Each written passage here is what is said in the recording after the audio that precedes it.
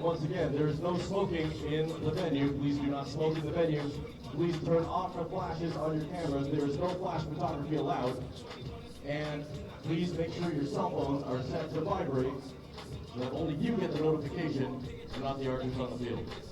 This is your approximate 4-minute start warning.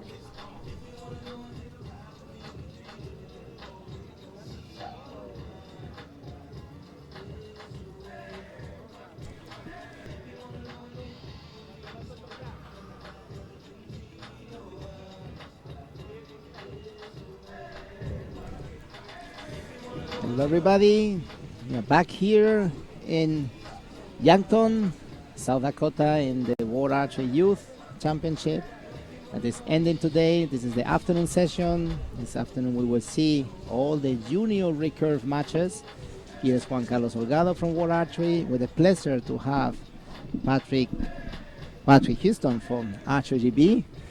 Patrick, who has been shooting this week, enjoying the wind, the sun, the rain. We've had a wide range of weather, haven't we? And not the snow yet.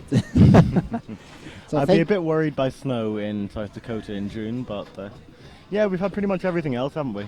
Yes, thank you very much for coming by. No problem, it's a pleasure. For join here the commentary position. We are under a tent in, let's say we can see it here in the beauty shot. It's one of these eastern tent, the last one before the teepee of the Indians, of these beautiful fields that they have decorated very much. I know, I noticed it yesterday. They put a lot of effort into making it nice. I particularly like that we're actually using the teepee. Yes. You know, we've actually got the arrow pullers and the judges in the teepee.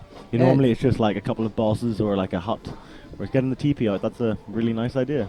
Excellent, you mentioned, we have not mentioned this so far. It's right that this teepee that our TV crew is TV director just showing, this is the teepee where the judges are there and the scorers and they come out. As you can see the arm there. Yes, they are in, they're out.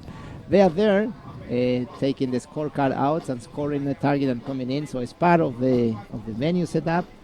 And we have the video wall provided by Daktronic, and then we have this track container. How do you call this in proper English? Trailer? I would say a lorry, but it's like the back of a lorry. Yep, lorries that the organizers have used to close the venue as a safety wall. With a it's a nice idea. It gives you a good sort of set of views in the background. And what is more popular than this huge track going in the U.S. roads, as we see in many of the absolutely. Hollywood movies? It's amazing the size of the engines on these things. You know, in the UK, all our lorries are these flat-fronted lorries, whereas here you have these massive bonnets coming out from the they have lorries. Space. Yeah, huge space. Yeah, and the miles per gallon those trucks must go through is appalling. The size of those engines. That's the difference here in the United States compared to Europe. They have Really land, they have space. Yeah, these teepees and trucks that you see around the place, they were sort of dotted around the competition fields this week. So we're sitting in front of the Eastern Foundation's Archery Centre in Yankton at the moment on the finals field. Just sort of behind the Eastern Centre, we've got the Eastern Field and the First Dakota Field. There's a road over from the back of the Eastern Centre towards that direction, which they had lined with lovely little pot plants the entire week. Sort of the far end of the field, down in the overshoot, we had the I think the Eastern Foundation's Youth World Championships photo there. We had that lorry behind there, as well as a couple of the teepees there as well. Yep, lovely decoration we see in the bales on the field, and I don't know if you realize, but it's an arrow going to the shooting line. You have the Oh, really? Yes.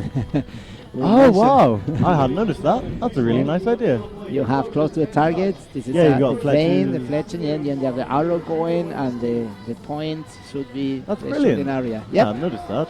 Oh, I see. Yeah, with the flowers. Yes. That's brilliant. Correct. That's really nice. Yes. Excellent. We start with our first match of this afternoon. Is the Recurve Junior women team. We have the coaches already entered, and we will have Korea shooting against Mexico. Korea, which was ranked number 1, against Mexico, which finished number 11. So Mexico had a very interesting path. Yeah, they've definitely upset a few people on the way in here. Yes, they start beating the team of France in the first elimination. Then they met Russia, and they beat Russia, and then they took care of Poland. putting them in the finals. When Korea has a bye in the first, in the 1/8 elimination. There is benefits of ranking first, isn't there?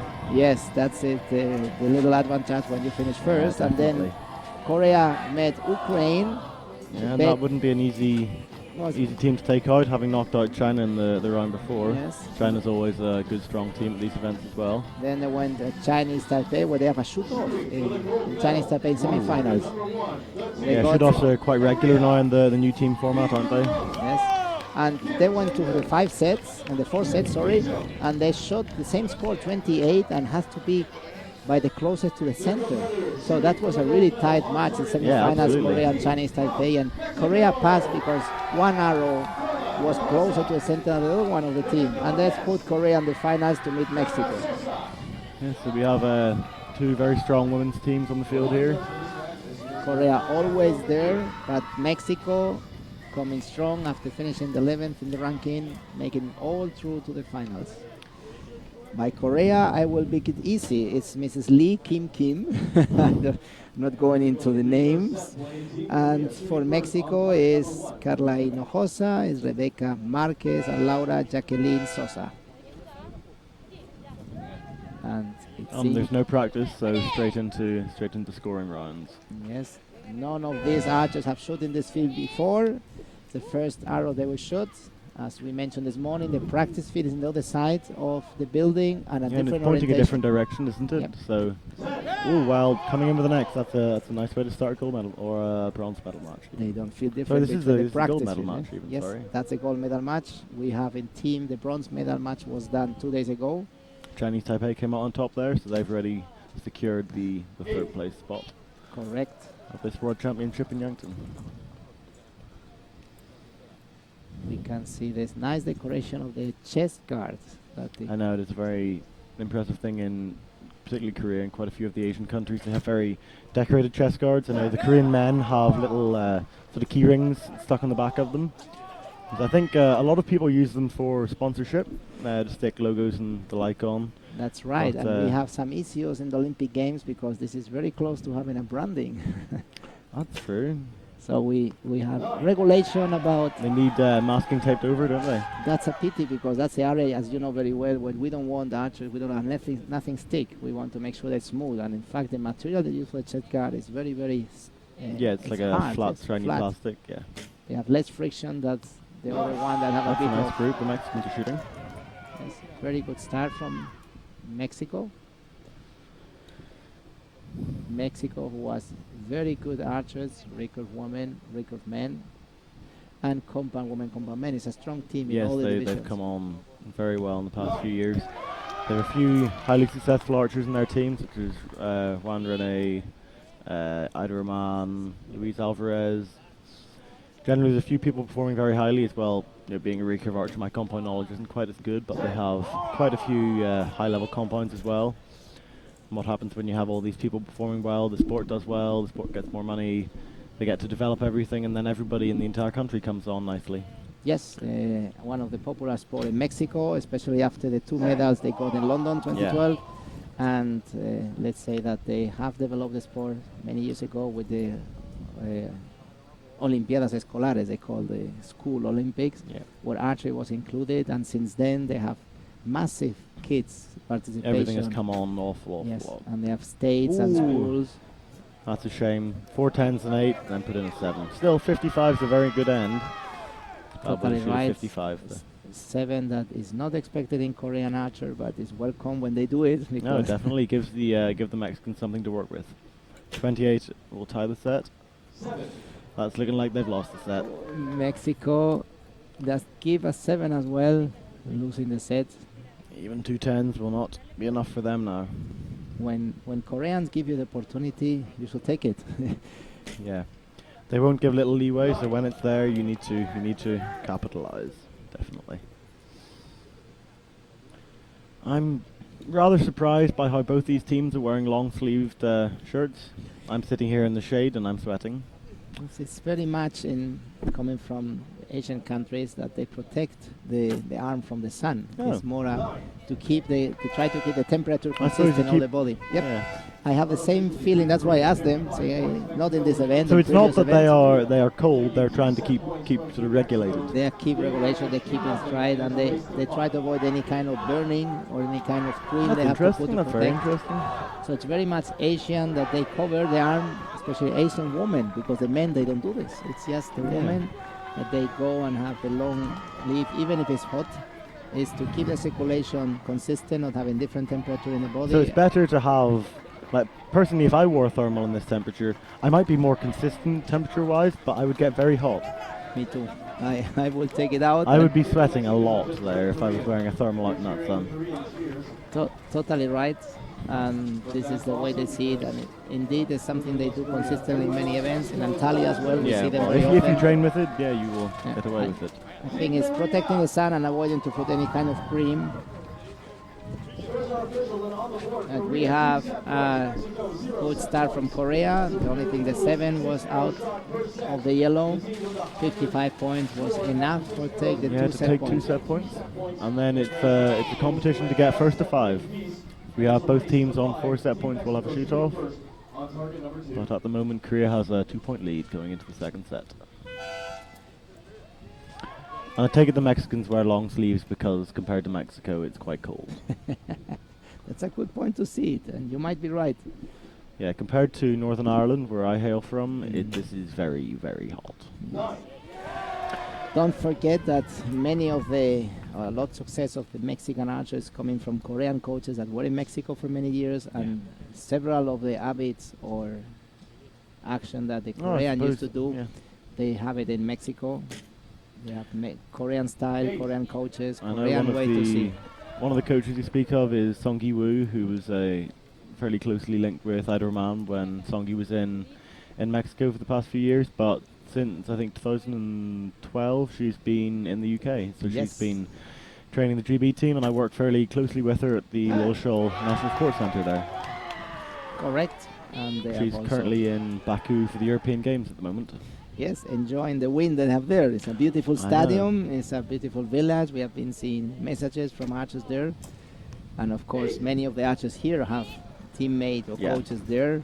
It's at the European Games that will start from tomorrow. Some archers from here left today. Really? To try to go on time for the practice, official practice. We were told they were mutually exclusive. I was very close to making the European Games team.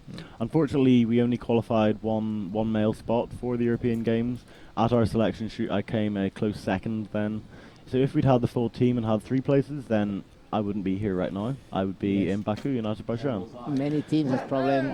Those that took the chance, they go very tight. They arrive early in the morning of the day of the official practice, which some of the NOCs don't allow this. Yeah, our national governing body, Archery GB, they would not be happy with it.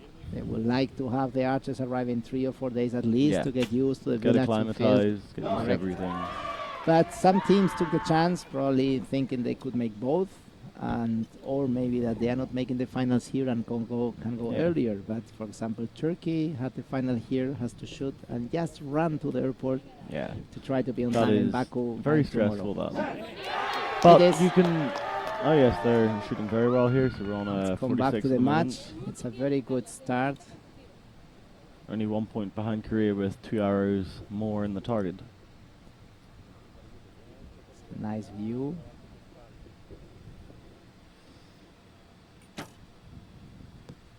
Oh, that's a shame. That's not good, and that's open really the window for Korea to get this set. Definitely. It's difficult to survive giving a 6 when you shoot against Korean. The last archer is the one with the pressure on them. Yeah. But yeah, you can take competing here and then going straight to the European Games. It could be taken as a positive or a negative. In my opinion, it would probably be a negative in that I'm away from training solidly for more than a week. My hour numbers have not been what they would usually be during a week. My strength training core, everything is down a bit. My nutrition's not quite what it would be. But then there is a great argument that you are in competition mode. When you're here, you're focused, you're on it, you're putting 100% into it, and you're in competition mode.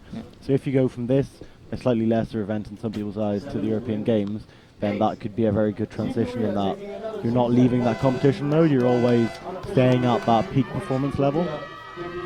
There's always, depending how the result will be. If you do this, arrive there and win a medal, it was a good choice. Yeah. And was very beneficial. If you go to Baku and you make a bad result, it's clear that was not a good choice. It's difficult to anticipate. Coaches and National Federation archers try to see what works well. And of course, archers, you want always to compete in as much as possible. It's a great opportunity to come to the World Championship and then to European Games. It would be great to say I'd done both, but unfortunately not possible. Good. We can see that Korea took the second set as well, 53 against 51 from Mexico. It's 4 set points to 0 from Mexico. Mexico has to come strong. Yeah, Mexico needs to win this set to keep the match alive. Even a draw will see the Koreans take home the gold medal. One more World Championship in a bank of many for the Korean national team. They are strong, they are very talented, they have a good system, they have a good school, they have good coaches, good archers. It's difficult not seeing them in the finals. The problem is that their talent pool is so deep. There are so many people shooting to such a level that when you skim the top few off and send them to international competition, they are bound to be a very competitive team. You know that sometimes they send a company team, a professional team representing the country in some of our World Cup, and these are not the archers of the national team, but there's no way to see the difference in score. Yeah, they do they're as still good, up there. they do as well or even better than the national team. This is not looking good for the Mexicans. No. I don't see any problem with the wind. Let's say that we feel a bit of wind in the top of the stands, but not in the field of play. Especially, it's not enough wind to justify these shots. This is pressure shots. It's getting shaky. Indeed, they need to do better, and as more you try, you go worse.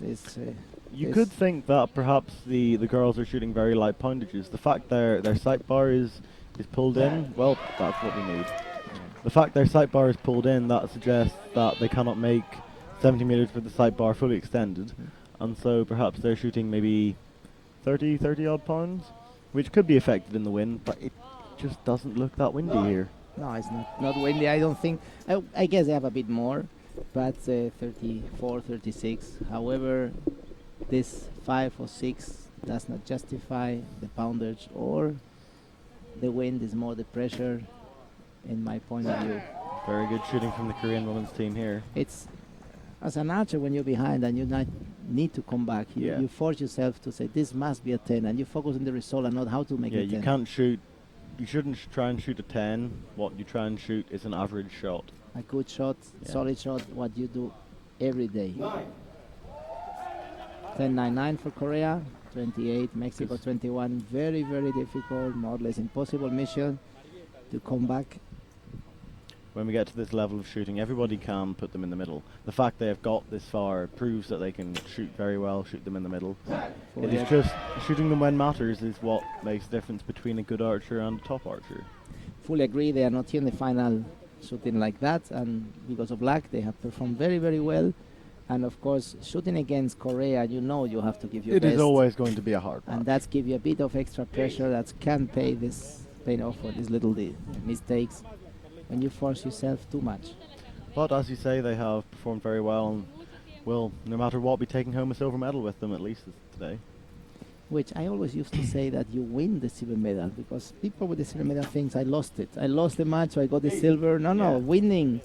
You want to you still come home with a very good placement. You are the second best person on that field. I would That's say still that a good place to be. Before starting competition, I tell you get the silver, you will be happy. Yeah, if you can do a silver with nothing, you would take the silver. Of course. At the time, whenever you walk off the field, there will be a while where you go, oh, I lost. Beautiful. But I think in the end, it's a good place to be. I would think fourth place is often the hardest to be, because you've lost your second last match and then lost your last match. This is really tough, and you are so close, and you could not recover from the first loss. Yes, I fully agree with you. We see solid shots right now. Korea is making nice, easy shot, no pressure at all. I think she needs to hit the boss to win the match. Think she can hit the boss? I think so. Hit will win. Yeah, she hit the boss. Team Korea wins the gold medal.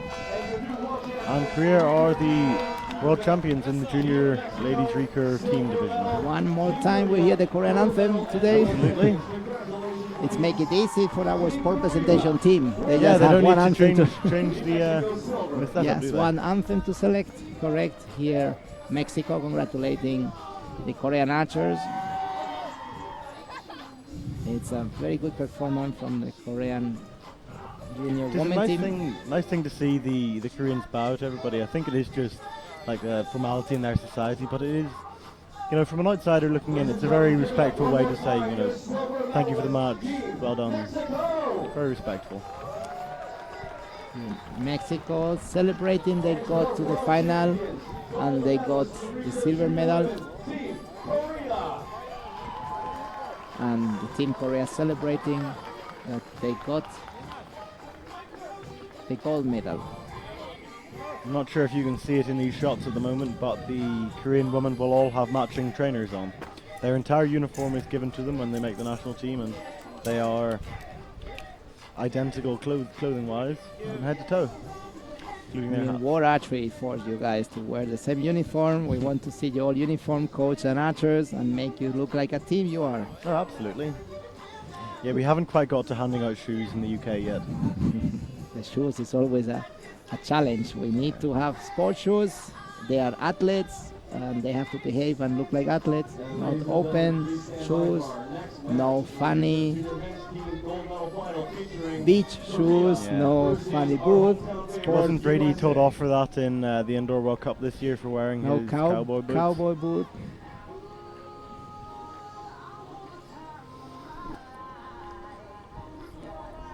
And the match we have up next is the junior men team gold medal match between the men's team from Korea and the defending, or not the defending team even, sorry, the home team of the USA.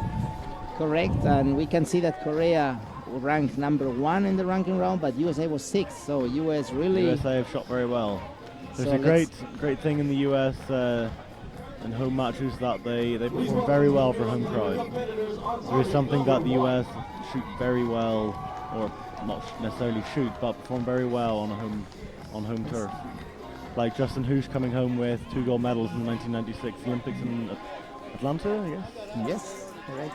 We have here Korea with Lee, and Ming, and Korea had to face Finland in the 8 finals, and then they beat them, and they beat Straight China in the quarterfinals, and they beat France in the semifinals to put them in the medal. When United States had to eliminate Mexico in the 1/8 finals, and then went to against Chinese Taipei in the quarter elimination round, and they beat Japan, which is always strong, in the semifinals, and just to the gold medal match. So we have Korea against United States.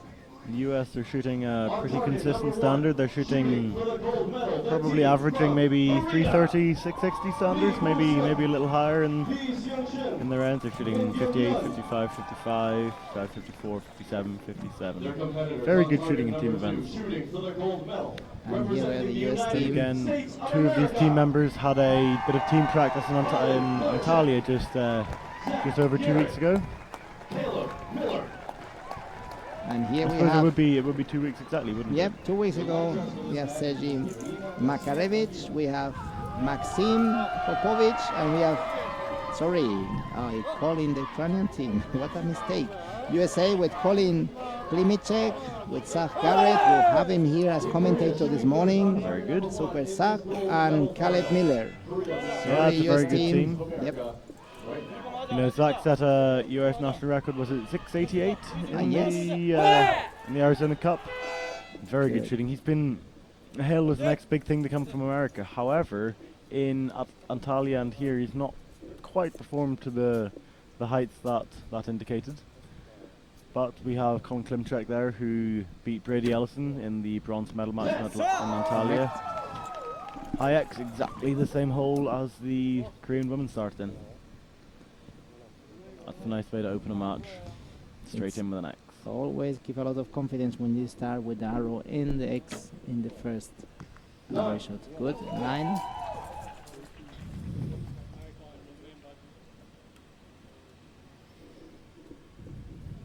And we've a Hoyt GMX with InnoX Prime limbs, I believe there. So they're the foam. That's a winning combination used by a lot of the Korean team. Kibo Bay's a big fan of the Hoyt GMX with win limbs. Here, Colin Klimchek with a monster long draw length, I think 33 inches is the I guess he doesn't length cut of the his arrows at arrows. all. No, that's an impressive draw length. He's shooting, I think, 380s or 350s on 46 pounds. But when you have an arrow that long, that's a lot of flexing in the arrow. There is, indeed. Ooh, Caleb Miller coming down on his first shot of the team event here. Seems to have fallen off the clicker. Still a decent amount of time. Colin got a good quick shot off there. 9. Another 9 for Caleb. Both arrows high on the target. Will Zach follow the same suit?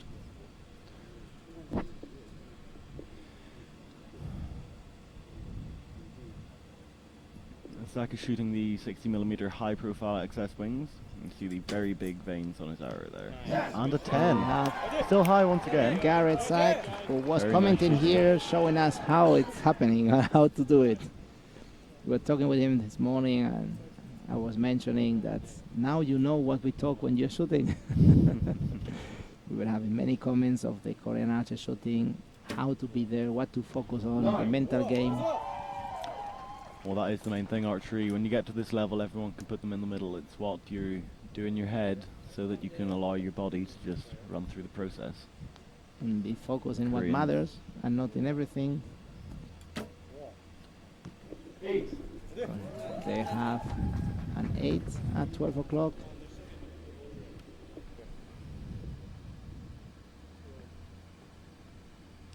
Very Korean style draw. Yes, nice Bow line. starting high, coming straight in. No deviation from the lines. Everything's very aligned. Chest in a good position. Generally very strong archery. Good timing. 3 seconds, very fast. And then we have Colin shooting the standard Kisi Glee technique. A wide draw, and then comes into the anchor with the shoulder blades at an angle, sitting on his Yes, back. interesting. It was a 7 high, which is not what you want to give to a Korean. All the arrows still high. Was not happy with that Ooh, one. yes. Seems That that was a miss. a miss. Yes, he missed the target. It was clear he had a bad release. He was And not Zach Garrett, happy with pretty his much a pointless arrow here. But another opportunity to make sure his sight's in the right place. 10 seconds left on the clock. You see the clock there at the end. 9.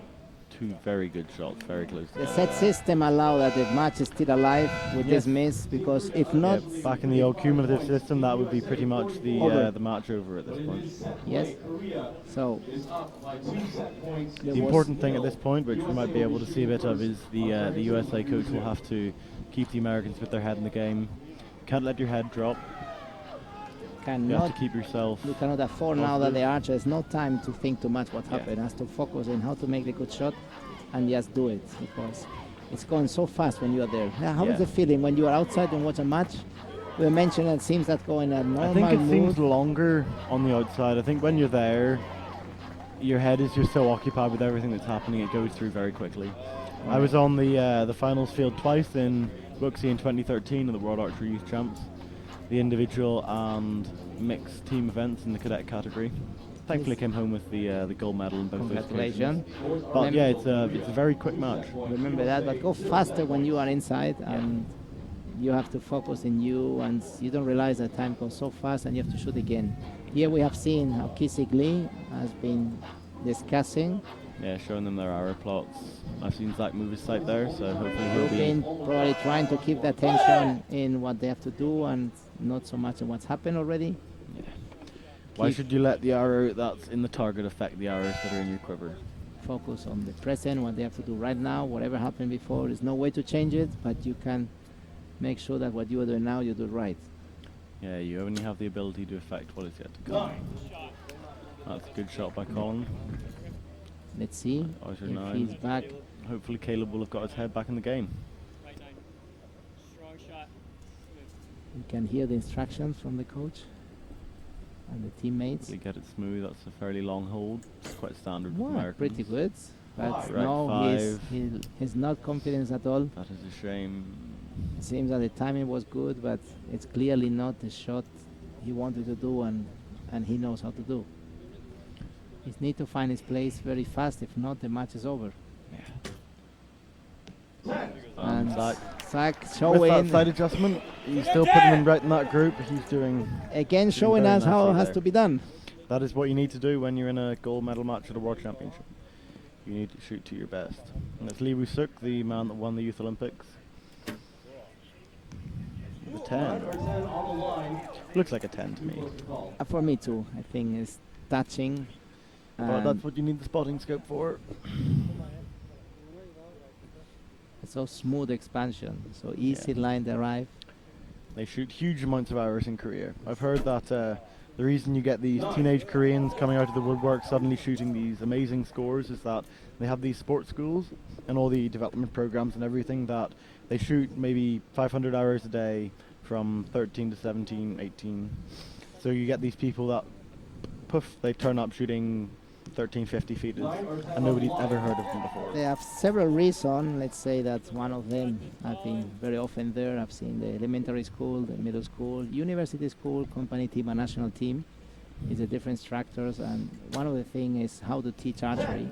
Can start with elastic band, 2-3 months without shooting an arrow. Yeah. So what kid in Europe can Yeah, hold this? they would never be able. They would never stick to that. But But in Korea, you can no, make in a Korea living. too. off it. They stop many of them, but the 10 or 15 that survive, they have what they need to have mentally. They Wow. want.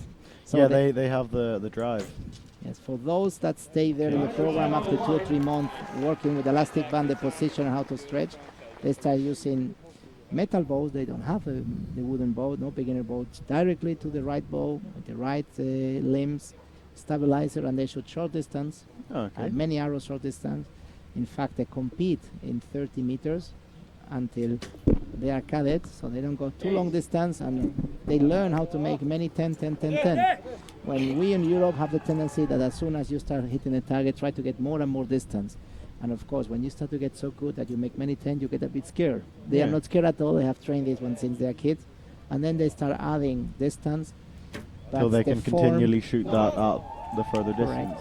That's an interesting idea. Other part important is it's a national sport in Korea, as we see in England or in Spain, that any football player make front page. In Korea are the archers making front page very often. That would be nice. So everyone in Korea knows that they can win a medal if we train hard, that the country can deliver medal, and it's a sport very much recognized. And if we add to this that they have about 200 professional coaches just dedicated to train in the school. Yeah, in the Archery. UK we have 5. So it's a bit different, and then you have facilities. Many little schools have facilities. There Yeah, they are have 5 huge centers or archery field. Plus, you have Hyundai sponsoring the federation. Sometimes they have 3 or 4 teams traveling around the world, Wow. which give them a huge opportunity. So I used to say it's not only one reason. It's not the form. It's not the coaches. It's all of them together. What's Yeah, make a everything big difference. combined just means the standard is just amazing.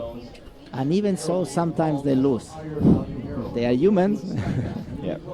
Very accurate humans, but so much that they are leading again 55 points with 2 liners, 2-9 we can see have an asterisk. Let's see what the Could be up judges to a 57. have to say when The the US Americans need to team get their game back in order.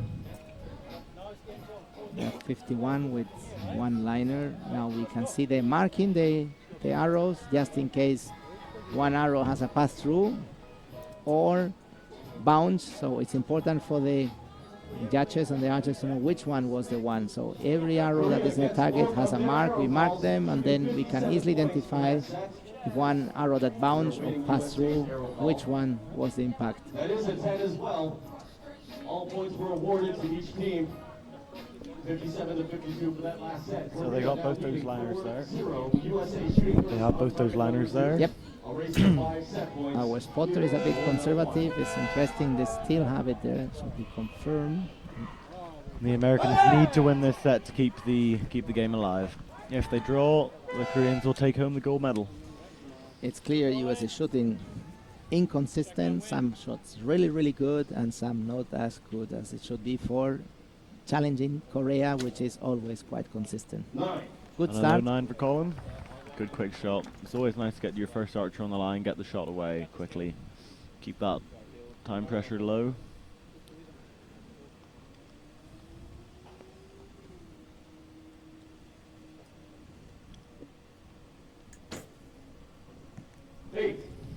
An 8 for Caleb, not quite what we need at this point to keep the pressure on Korea. That Garrett up to shoot next. With those very thin Ram archetype rods he has made. They're solid carbon the entire way, not a carbon tube, but an actual carbon rod. And a He 10. has not missed the 10 so far. He had one high 9. Ooh, good memory. First hour was a high 9, then a high 10.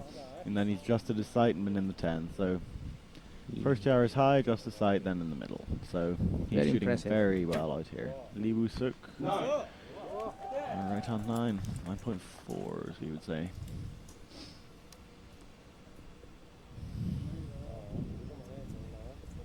As you can see, more thermals or long sleeve shirts here. Win AXT in his hand. Aluminium version of the CXT we saw a lot of people shooting with in London.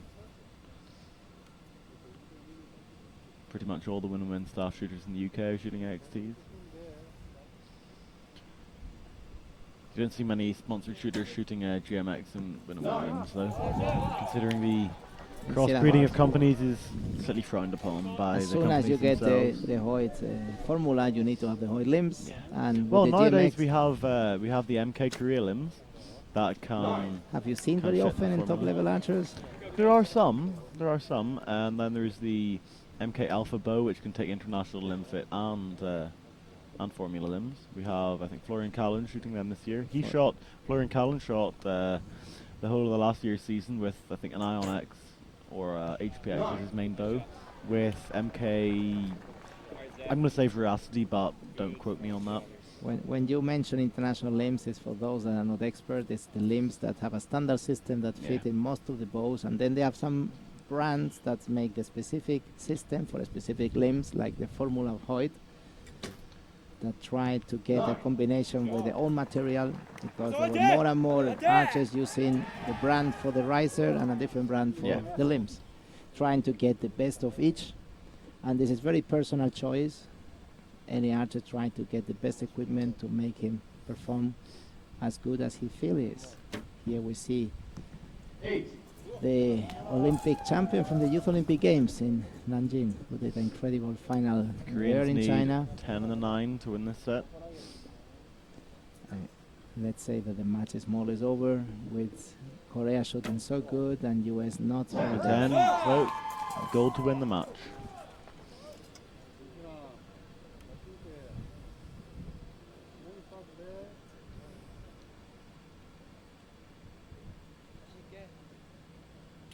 Nine for the win. 10. Way to take the gold medal. Another one, another Yeah. national anthem. Another Korea keep Korean national going. anthem for us. They And then we just have the next match, the mixed team event, is Korea versus Chinese Taipei. Another opportunity for them to stand up and hum. they go from gold to gold. Yeah. They don't like any other metal, and they are achieving to keep it. Here, let's congratulate Korea for the excellent performance, very and of good course shooting. USA for making the final in what for sure was not an easy way, when they finished in the rank in the 6th position and make it all to the final. Yeah, they've shot very well. Very nice of them to make it this far. Team USA, silver medal. Interesting fact about what's happened with the Formula Limb Fit, and the International Limb Fit. International Limb Fit, when it first came in with the Hoyt gold medalist, was it? It was known as the Hoyt Fit. There was, I think, Yamaha, Border, Stylist, all these different bow companies had different methods of connecting your limb to your riser, and then Hoyt standardized the fit and made what is now known as International Limb Fit, but originally was Hoyt Fit, and now they've redesigned everything for a more efficient, they say more efficient formula fit. I shoot Hoyt myself, so I know they work very well. I've won 3 World Championships and a European title with those formula limbs. Worked very well for me. For you and for many archers. Absolutely. Eugene Hyuk shot HPX to win the gold medal in London this 2012. And Win and Win competed with Hoyt. Hoyt will Win and Win are the two leading companies in the bows of Recurve here in target competition. And competition is good for archers. Having companies competing to perform and to deliver better equipment is good for ours, for all the archers, of course. When everyone wants to win the medals, then the technology has to get better so that we do. And that's good for us because, as I say, the equipment gets better for us. Luckily, our sport is not like Formula One. We depend very much on the car. So here is still the archer that make the difference, correct? Yeah, when you have any level of archer, it's pretty much always going to be the archer that lets it down, not the equipment. Let's say any of those bows has capacity to win medals, but the difference at the end is the archer, how he tune it, how he manage it, and how he manage his own equipment, the mind, the form, the physical condition, and the confidence in himself. So you have been very often there in the line, you have won titles. Tell me, what is going on in the mind? How you try to focus, or what you try to think when you are there? I don't really try to think anything. I've tried to develop more of a mental routine for my shooting more recently. You know, I'm training full time now. I wasn't when I won those titles. So I'm putting quite a lot more effort into it and developing stuff at the moment, which so far I've had very good results from. I shot a 340 in the first half of in the qualification round Antalya. So there's a lot of potential there. But in the past, I don't have any specific thing I think about at full draw. I know one of the American girls at full draw says peanut butter. Little tricks, yes. I know John Dudley says I should exit because they make me feel good. Well, except at full draw until the shot goes off. There's some people think of specific things. Some people recite a bit of poetry, something like that. Pretty much, my mind goes, or in the past has gone empty, basically. I pretty much focus on maybe the thought of sort of pulling on the back end, but realistically my mind's sort of empty, and I just let the subconscious run my program. Okay. It runs the mental program, and that's worked very well. I remember in Wuxi, before I came onto the gold medal match field, I was shooting in the practice field, and I was consciously thinking about various bits of my shot, and you know what my back arm was doing, what my front arm was doing, the aim, the release, various different things I was thinking about. Just what happens when I practice. And then I came out onto the field, and I came up to full draw, and there was no conscious thought to make me come through the clicker. There was no conscious thought for that slight expansion to pull the arrow from underneath the clicker, but it just happened. It just went into completely automatic mode. Now, I was talking to my coach Lloyd Brown on the line. They had music playing. I was enjoying that. To be honest, I really enjoyed the simple fact of being on the field. Having watched the Archery World Cups on Archery TV for the past 5 or 6 years, it was awesome to actually get onto one of those fields and basically be on it looking out. I've seen all the camera's views looking in, and it was very interesting, to see the actual inner workings of it, where there are cables taped on the floor that aren't quite seen in the videos. It's just really interesting to have been in that position looking out of it. Excellent. And I cannot wait until the day to get back on one of those fields. You are following from outside as spectator, and then you see from inside, and you see behind the scene here. Okay, yeah, and now I get to do commentary in these matches as well. So you have it all. That's another aspect of it. Let's go back to the match. We have the Recurve Union mixed team, the gold medal match. We have Korea going against Chinese Taipei. Chinese Taipei ranked number 2 in the ranking round, and Korea number 1. So that was the natural final. Very good standard shooting from both these pairs. I wonder whether the junior woman from Korea will have gone back to the practice field. She was on the match just before the men's team. I don't think so. Gone back into the Eastern Centre. I don't think so. I think they stay around in the waiting area and just go back. She's warm. She knows how the field is working. No side adjustments need made. Correct. So let's go fast to the path of Korea. Korea eliminated Turkey in the eight finals, and then took care of China in the quarterfinals, beat in semifinals Ukraine, and put themselves in the gold medal match. When Chinese Taipei eliminated Poland in the 8th elimination round, then Chinese Taipei eliminated Italy in the quarter elimination round. Bit of body English on that shot there. Yes, and France got in the semi-final on the way. So the bronze was won by France 2 days ago. They got the bronze medal, and here we are in the gold medal match. Yes, I was commentating on that match there as well.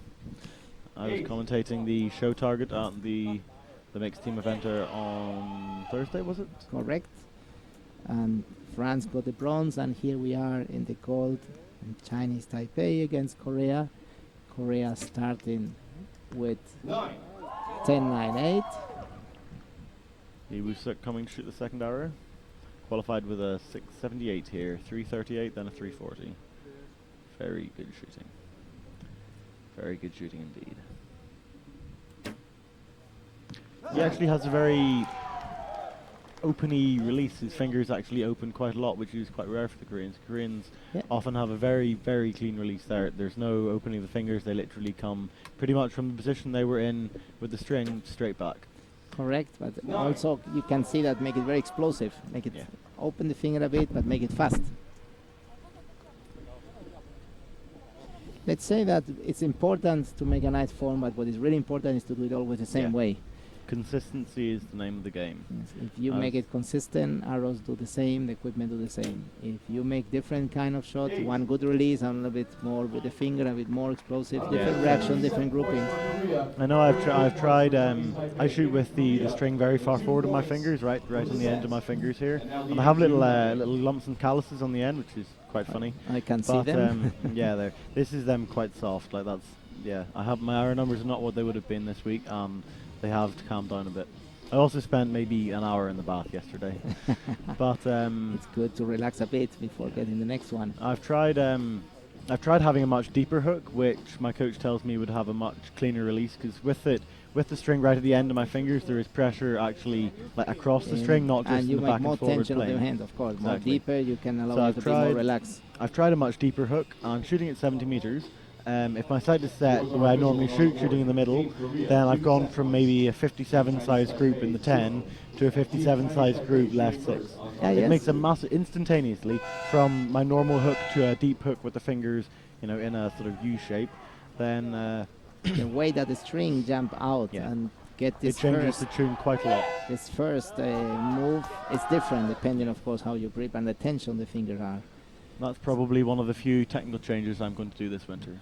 33 against 37, and Korea leading. Chinese Taipei still shooting left. They have a very nice group on the left there. They just need to. So we were talking in the previous match. What about moving the side? In matches like this, you need to be very proactive about it. As my coach Lloyd Brown says, excuse me, he says, trust and adjust, Patrick. Trust and adjust. Trust your shot, adjust your sight. In matches like this, if you have two ends bad, you can lose the match. You need to trust your shot, trust that you shot it well, hopefully you did shoot it well, and then adjust to move your sight in. As we saw Zach Garrett do in the last match. They don't need to adjust the sight at all, maybe a little low. You can be pedantic. We call it comfort clicks in the UK. Okay. Realistically, it's not going to move anything, but it makes you feel better. But indeed, the Chinese Taipei, they had all the group on the left. Let's see them move the given side. Very little room to play with. They need to shoot perfect here to put any pressure on Chinese Taipei, or on Korea, sorry. Chinese Taipei opening with the 10. Yes, touching the 10. As soon as it's touching the line is the next score. We have the rather diminishing in popularity carbon blades on the lady from Chinese Taipei here. It's a nice idea when it first came out, but I just always thought there could be, wind is not a parallel phenomenon. If the wind was always left to right, right to left, straight and flat, brilliant. But particularly shooting 70 or 90 meters where you have an angle, the wind comes towards you, that's going to pick your bow up.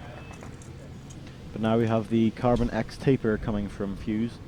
Similar idea to reduce the wind drift, but instead of it being a blade or an oblong shape, it's a circle, a round cylinder, which tapers down quite a lot. I think starts about the guts of an inch in diameter down to about a centimeter, so at the far end. Very close. Very good shooting from Korea. I think that's a 28. I'm going to say 38. Chinese Taipei, Korea wins that set by 1 point and is awarded 2 set points. And now the score stands at 4 set points for Korea, 0 for Chinese Taipei. Chinese Taipei shooting first on target number 2 when we resume. Very nice graphics on the field of play. I'm not sure if you can see them in. Yeah, you can see them in one of these the cameras. Very nice graphics. Sport Toto, World Archery. I'm guessing all the main headline sponsors. Yes, we have our sponsors' logos on the field of play, strategically located to be visible in cameras and in the photos. You can see. Well, it is great of them to support the sport of archery and give us so many more opportunities. I'm sure without them we would struggle very much to do what we do.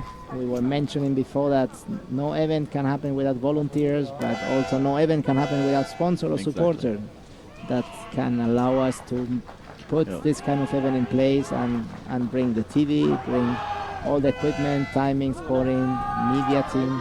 World Archery runs so many quality events in the year now. We have 3 stages of the Indoor World Cup. 4 stages of the Indoor World Cup? 4 stages. 4 stages Indoor World Cup, 4 stages of the Outdoor World Cup, World Championships, European Championships, World Ranking events, European Grand Prix. There are so many events these days. World Cup finals, indoor and outdoor.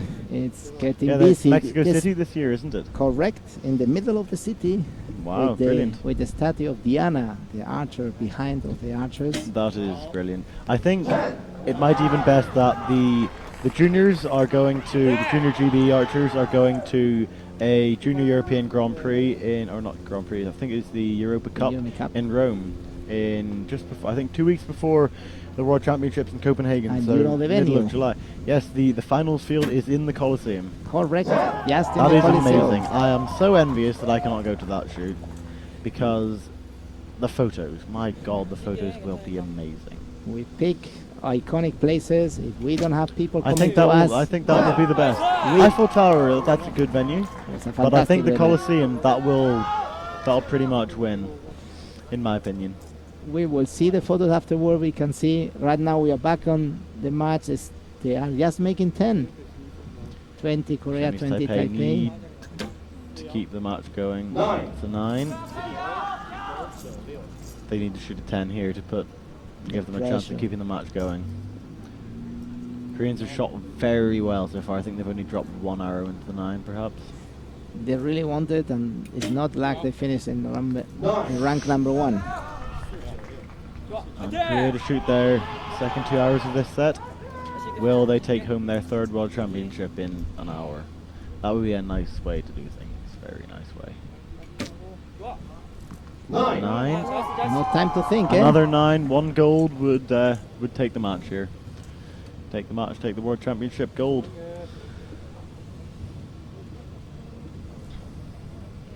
Lee Woo-suk coming up to full draw. That was 9 for the win. And a 9. Korea takes home the gold Got medal it. and is your world champions for the junior Recurve mixed team. They really got over it. Chinese Taipei. That's 3 times the Korean national anthem now. That's Kristen Drainus we can hear in the background.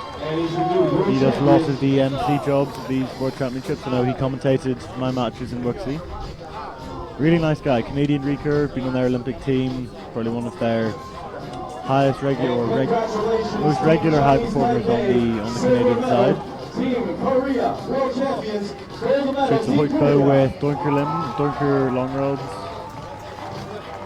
I think perhaps a Sherlock sight, but I'm not 100% on that. Excellent performance for the Korean archers, winning in straight 5-1 set points. It's not that Chinese Taipei didn't shoot well. Korea just gave them nothing to work with. No option at all.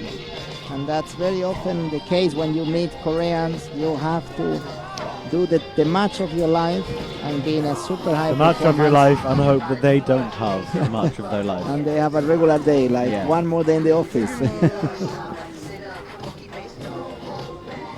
You see most of these archers carrying 2 bows back in under the archway into the eastern centre, because in qualification we can have equipment failure. So if at our site something breaks in the bows, we can call a judge over and have up to half an hour to get out a spare bow, second like that, have I think 30 minutes to fix the bow, whereas in head-to-heads like this, You have no time. yeah, you just have to pick up your spare bow. You will love this one, Patrick. This morning we saw some of the Korean girls carrying 1 bow and 1 pair of limbs. Oh, and wow. we were like, what is this? We never know. So I asked my friend Kim, can you find out please what's going on? What's happened is they didn't have the second bow here, so they brought the Okay. limbs just in case. Well, it's a funny better story. to have them. Frankly, I would think if your limbs go, your string's going to be iffy. Well, better to have it than not. Totally right, You know, better to be prepared. Spare But, limbs is better than spare nothing. but I've never seen this before, so I was quite curious. I know, I've never Right? seen one on a finals field. It's You would like- think, like, maybe leave them in the Eastern Centre. It was funny, they got them close by. I was just curious to know why they're carrying a pair of limbs in the hand and the bow in the other one. Yeah.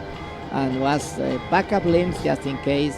Well, if you think that is going far, in the 2012 Olympics, where Larry Godfrey ranked 4th in qualification, he had his main bow and 2 spare bows with him. He also had spare limbs for each bow.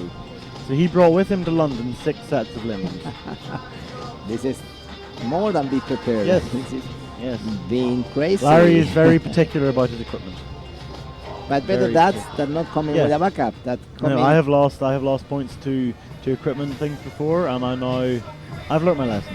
I have definitely learnt my lesson, and I will not have that happen again, excellent. That's because it important. is just silly. Ladies and So Why would you lose frustrating. points to it when you should lose points to shooting?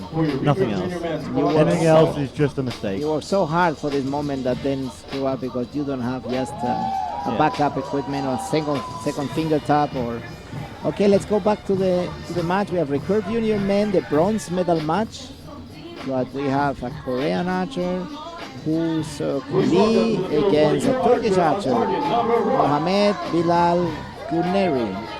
Versus Lee Woo-suk, who's literally just walked off the finals field from the mixed team event. It's interesting, he was ranked number 1 in the ranking round, but Yes, was taken out by Min Gun-young. Mohamed Balil was ranked 38. He Oh really wow, has- he has shot very well. I'll be interested to see the standard he puts up on the final field in front of the crowd now. So Lee shot in quarterfinals against the Chinese Ren. He beat him, and then On has target, number 1. to Shooting for meet the gold medal. the USA Dimitrek, and he lost. He lost again the Korean Min, his teammate, and that's what put him in the bronze medal match. When Mohamed has to shoot against French archer, quarterfinal won, and then lost against Klimichev from the United States. So he's going to the bronze match because of that. And for the final, we have Ming from Korea and Klimichev just following after this match. Turkey, another good surprise. The Turkish have done. They have performed well. You can see USA have done very well, Korea has done very well, Turkey has done very well, and of course Brazil with these 2 medals has done also pretty well. Very good shooting from Marcus Almeida this morning to beat Yang Van Tongeren to the gold medal at the World Championship Good. and taking the title off me. Starting the match is Lee. He decided the higher ranked archers decide who start first, so he took the decision to start first. And Guneri is making the first arrow. A Wow. millimeter or 2 off the X. That is a very good That's a very good shot start. to start off with. Lee Woo-suk is shooting the new Win Weirwiz rods. Have a tapered design on the inside to absorb vibration. Work well as a lever. They obviously work very well on his bow. 8. Still a point up from Lee Woo-suk.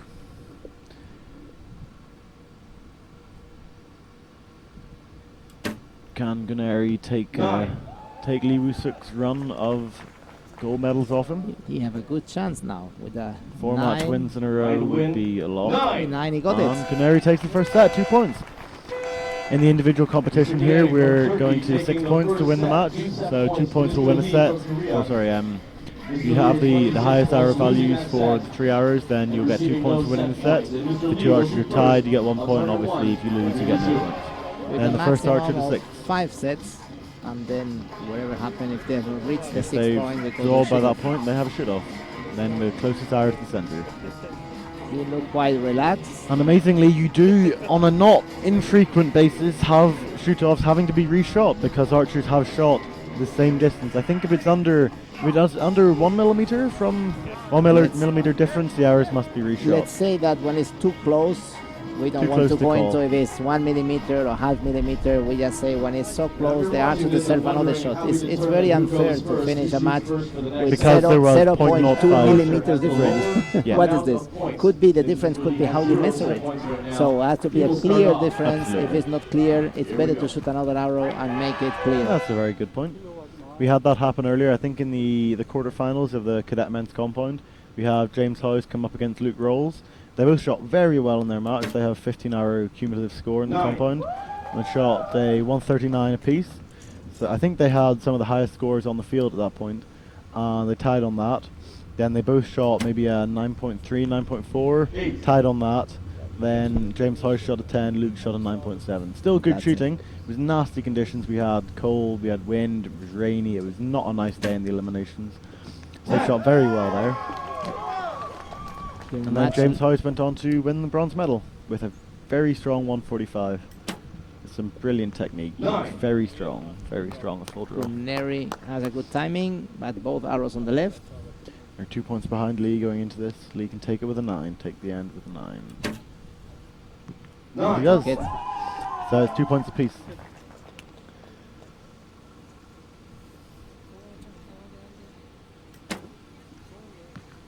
You're still left. And at this point, do you move your side? Do you trust on it? Frankly, I would say you should trust and adjust the shot.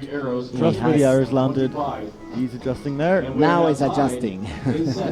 I'm glad. I was surprised he was not doing it, but after talking to his coach, Most coaches will pay particular attention to that, or should. that's why A lot of coaches those do, will. because sometimes the archer is so The archer focused realizes they shot a 9. They don't notice that every arrow they've shot has been high right. or they are more focused in how they feel, how they make the shot, and it will be good. It's always good to have a coach reminding, hey, you know this piece out there is to use it. This expensive piece of equipment in front of you your got bow. one of these sights. They adjust, don't they? You got one of those fancy adjustable sights, as my coach would say. Auto adjustment sight has not been invented yet, but could be something smart for those that don't want to touch. I know there the sight. are some arrow plotting and scoring apps that will tell you how to adjust your sight. And if you input your draw length, your distance from your eye to your sight manufacturer, as you're scoring around, it will say adjust your sight, 7 clicks left. And here we have the Turkish archer Guneri shooting a Hoyt Formula bow with MK archery linens. Wow. Dead Is center. that on the X?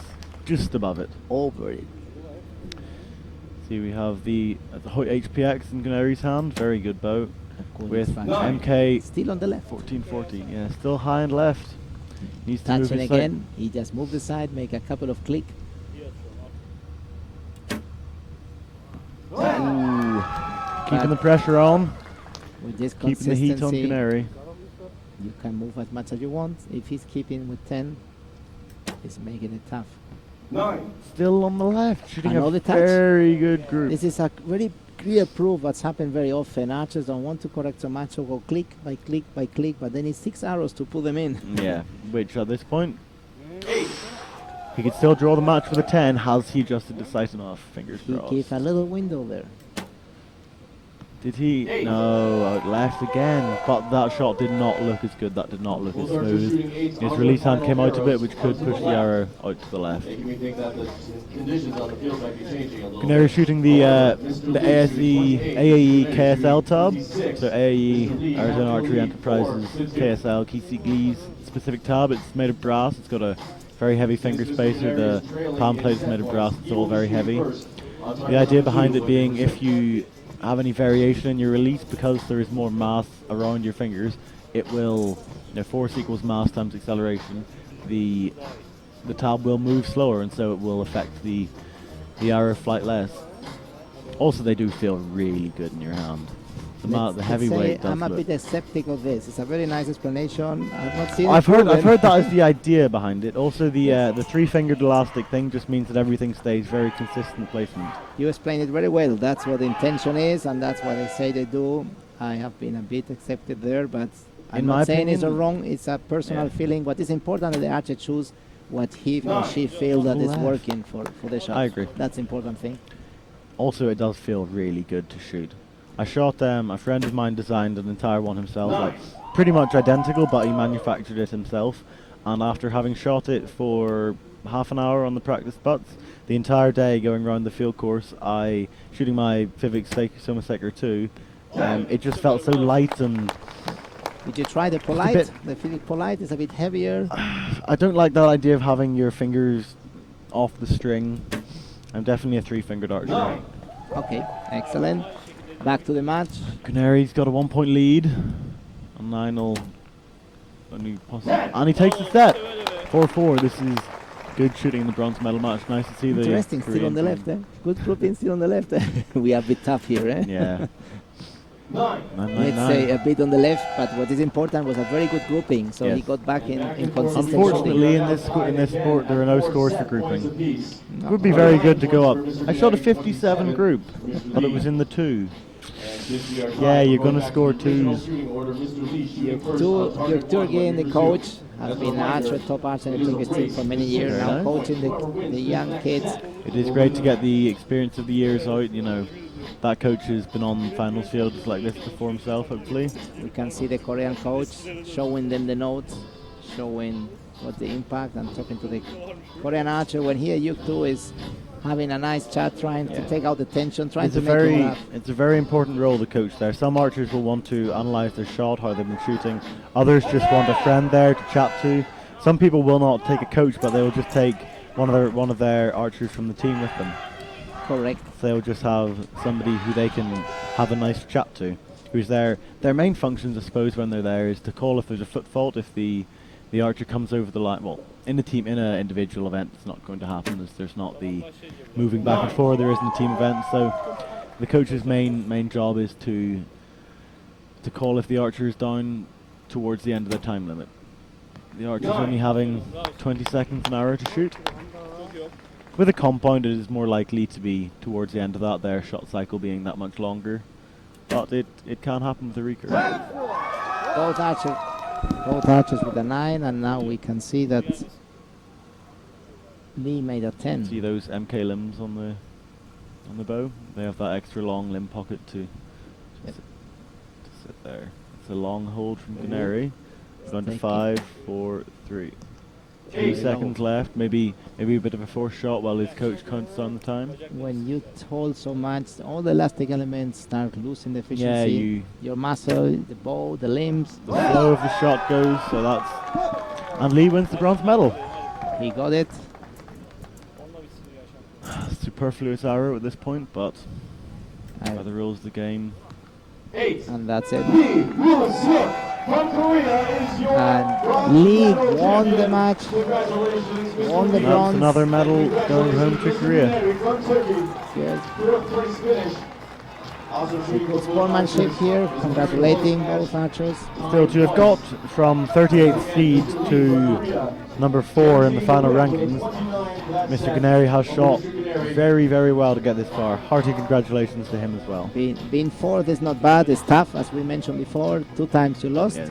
but fourth of the world. And is fourth in the world is still a very good shooting, particularly in the junior category, as nowadays the junior category commonly holds quite a few archers who are on the senior international team as well. Let's I say know Lee Woo-suk finished very close to the top of the Korean selection shoot and only narrowly missed out on not. he made a huge climb from 38 position to 4, Mr. Canary from Turkey, 4th place. Congratulations, archers. and he is going to pack very fast and going to the airport. He has Oh to wow, go. is he off to the European Games now? He is going to the European Very Games. impressive. They will Yeah, stretch. this is where you wonder, is going into the European Games, it depends if he takes it positively or negatively. You could go into the European Games with the thought of, I've just lost twice, and that haunting you and going back into your head. Or you could come back in going, that was really good preparation, I've come 4th in the world, Let's let's see say, how well I'll do in Europe. let's say he has 22 hours to think about that. It's the time that will take Hopefully him. he will get some sleeping on the flight. Time that will It'll take be a him to go to. long travel to get from South Dakota to Yankton. Time to get him to Baku. South Dakota 2, Baku even, sorry.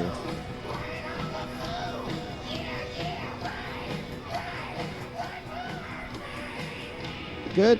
We go now to the gold medal match, and where we have Korea, US. That has been the Yeah, Moon Byung-yun versus Colin Klimchek. Third place finisher on Italia at his second senior international of the year. I think ever, perhaps. He did the World Field Archery Championships in 2014 in Croatia. He ranked first, just I think 1 point ahead of me in the qualification, but didn't finish too highly there. Then again, archers in the US do a lot more target than they do field archery. Yes, and Ming that finished ranked number 4 against Colin, who was number 7. So none the first, second, or third are here. So the gold is going to be decided between both of them, but both have some upset to some of the favorites and make them come to the final. Field, you mentioned field. I saw you the other day going to practice the field. Yes, I went out and practiced. I shot the IFAA course around here. Yep. Shot a bit of that today and a bit yesterday. It's been really, really good. I'm mainly a feet of field shooter myself. So by feet of field, we're shooting a yellow spot on a black face. We still call it feet of field, or is World Archery field? We have not changed this. I'm pretty sure I would definitely still refer to it as feet of field. It's interesting. I think we have to take a look. Yeah, you have to rebrand it. We still call it, in the UK, if you tell somebody go to whatever, we still say go to the GNAS field page. Okay. Because it is the Grand National Archery Society. Yes. Whereas we've rebranded as Archery GB for the majority of the sport for quite a while. But now feet of field, I think that's just how it's referred to. Yeah. But then again, I would still say I'm going to shoot a FITA. I'm not going to shoot a 1440 round. Difficult to change the habits. Yes, I know. We also make this mistake several times. Every time I'm getting there. I'm probably, at the moment, I'd probably say 2/3 of the time I would say FITA, a third. So very fast. 1440. Very fast. You went to the field range that are just behind the Eastern field and the First Dakota field. How do you feel this field ranges? Well, feet of field, you're shooting a yellow spot with a black target, and you shoot unmarked and marked distances. Whereas the IFA, I think I was shooting an IFA hunter round. So that was a black dot with 2 white rings and then a black ring again. And technically, how it was? They were challenging, or was very flat? I didn't shoot. There were, I think, 3 courses they had out there, and I shot the Badlands range, which it wasn't that steep. Like, I've shot an awful lot steeper field courses in my life, awful lot steeper. But I think the most difficult thing, particularly for recurve, is the distance compared to the target face. Is very long. I was shooting 48 yards, so about 44 meters at a 50 centimeter face. So if you're in feet of field, the furthest you shoot a 60 centimeter target is 45 meters. So that's 10 centimeters smaller, about the same distance. And then if you compare that to target archery, a feet at 25, you're shooting a 60 centimeter target from 25 meters. Good, thank you for the explanation. Getting a bit more information about field archery, but let's go back to this match, the gold medal match of the Recurve Union men. Shooting first. We have Ming against Min Byung-yun. He's a Vivix adjustable V-bar on there. Very similar to the Beestinger one, though a slightly darker sort of gun grey. Colin Klimchek with the new electric blue hook prodigy in his hand. We will hear a strong crowd now. There's a US Archer. Each time you have a US Archer, the crowd are here. Locals. A gold medal match on a Sunday, so quite a lot of people are able to come and watch. We've got an awful lot of the volunteers, and I think quite a few locals in the stand. Pretty much completely full, which is really nice to see. We have had a great community atmosphere at this tournament. Everybody mentioned that. Yeah, it really has been great. I really have enjoyed it. 29 for Min Byung-yun. Klimchek needs a 10 to draw the set. You get it. And 7. Min takes the first set and a 2-point lead.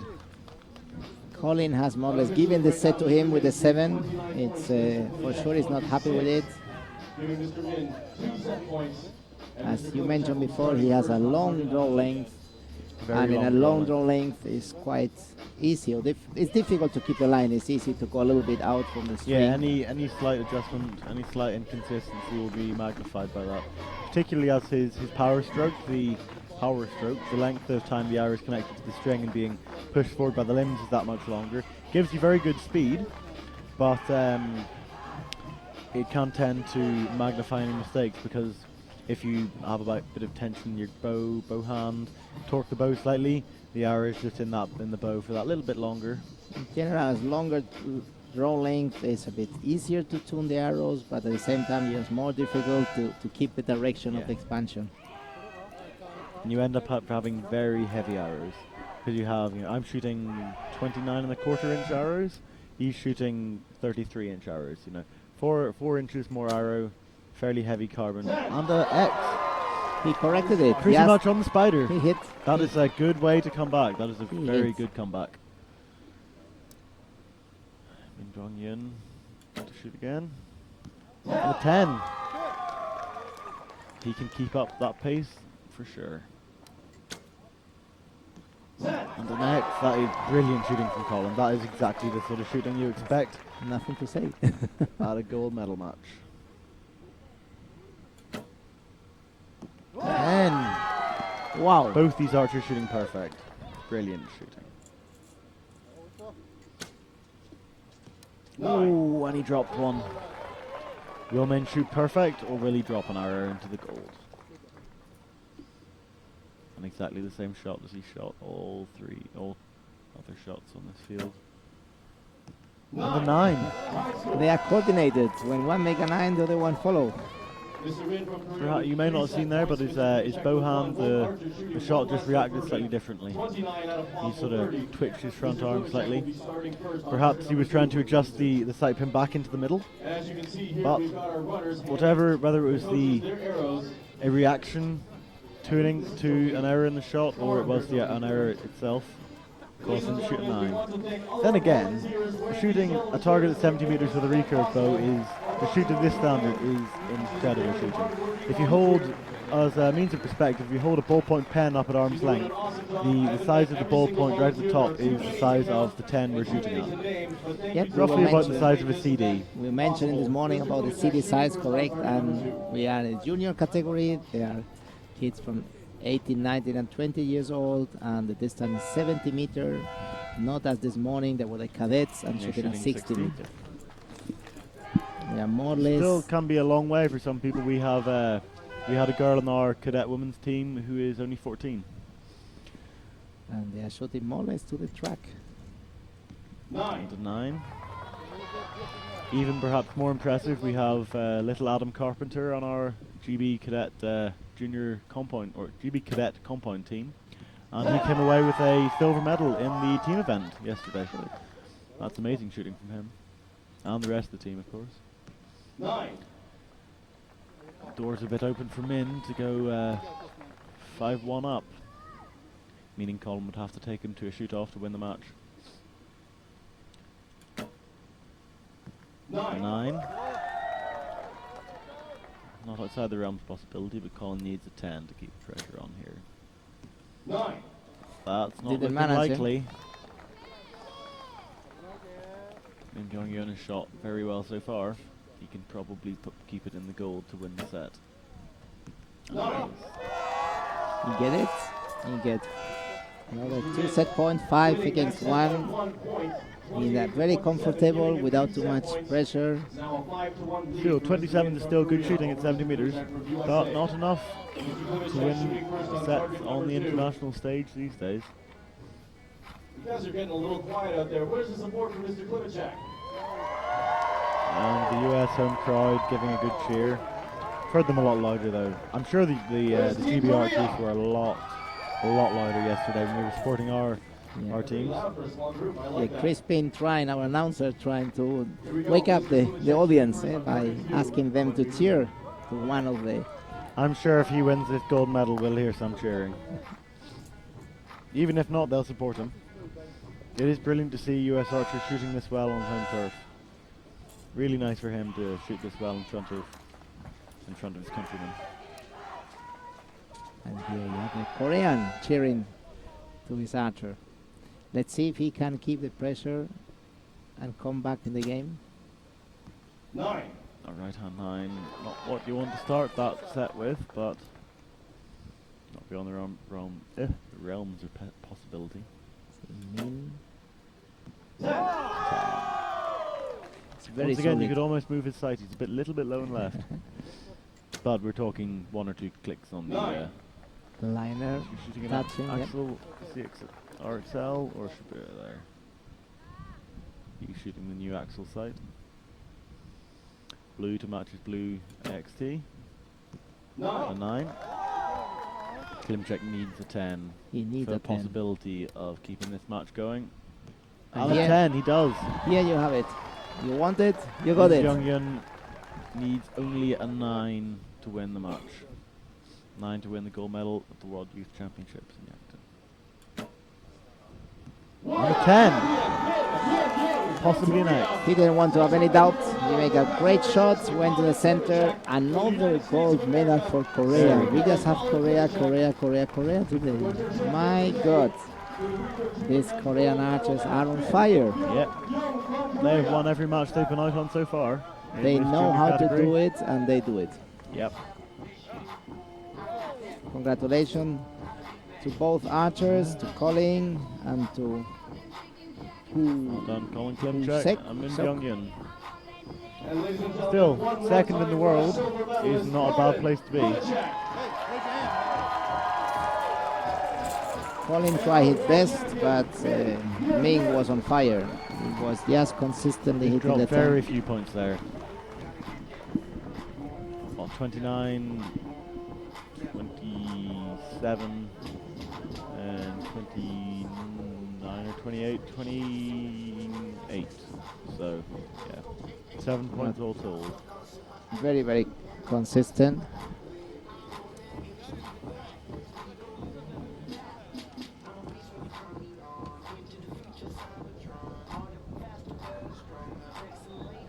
We will have now the Recurve Union Women bronze medal match. Field is getting ready. There are changes on the target. Each match starts with a new target phase. The field of play crew changing the target phase as we see now. Our volunteers. It's important that every match have a new target phase, so making sure that the holes of the previous match are not there, any confusion, any measurements. We need a new target phase. And we have, for the bronze, we have Russian archer Diana. That's a good one. Dashoritseva. I don't know if I did it right. Dashidor Tsieva. I should have asked them first because this needs training. And then the second one will be easy for me because it's from Spain and it's Oceania Rico Garcia. That sounds like Spanish. Yep, that does indeed. Good. Oceania had So, beat a Russian archer in quarterfinals and then lost in the semi-final with Brown, Mackenzie Brown from US, who is going to the gold. So Oceania another is US going to archer bronze. on home turf going for the gold medal. When Fingers crossed she can make it this time. when Tuyana beat a German archer in the quarterfinal and lost again Chinese Taipei Peng, who is going to the final, so she is coming to the bronze to meet Oceania. So we have Russia against Spain, Diana against Oceania here for the bronze medal match Nice in to see- Yankton, South Dakota, in Nice the to middle of see. the United States. Absolutely, right in the Midwest.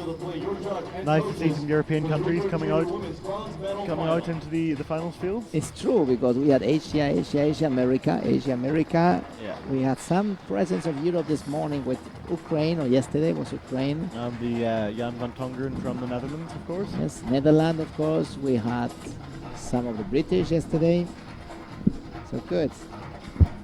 We are missing Australia, Oceania. What's happened? New Zealand, I know, Australia. The Australians haven't shot that well this week. Target number 1. Here we have, let's say Crispin, how we pronounce this. I'm curious.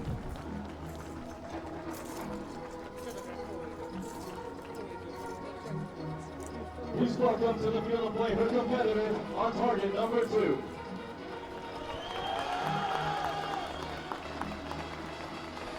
Rather small Spanish team cheering for her there.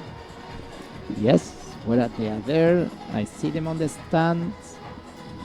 I hope I will hear them as well. On target number 1, shooting for the bronze medal, representing the Russian Federation, Tuyana Dashidorzheva. Dashidorzheva, he did it very well. Crispin, you're my hero. Shooting for the bronze medal, Dashidorzheva, Tuyana. representing Spain, Eugenia Rico Garcia. In this one, I beat him.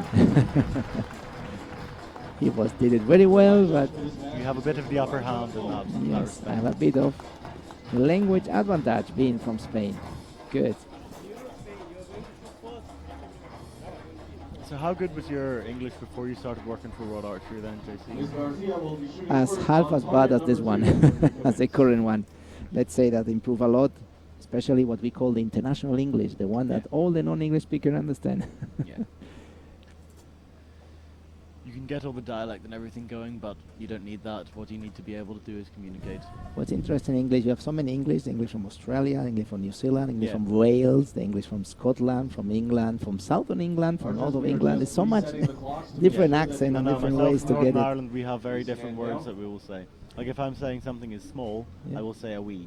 If I would like a small bottle of water, I'd say, can you get me a wee bottle of water there? We don't even necessarily use wee to mean small. It is always used as like a small thing, but sometimes people will say, can you get me a wee biscuit or something, a wee bit Funny, of didn't cake, know that one. just as like a bit of a something.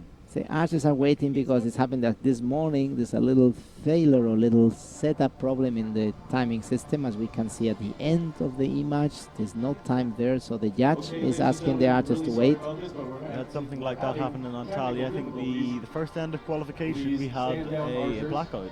Yep.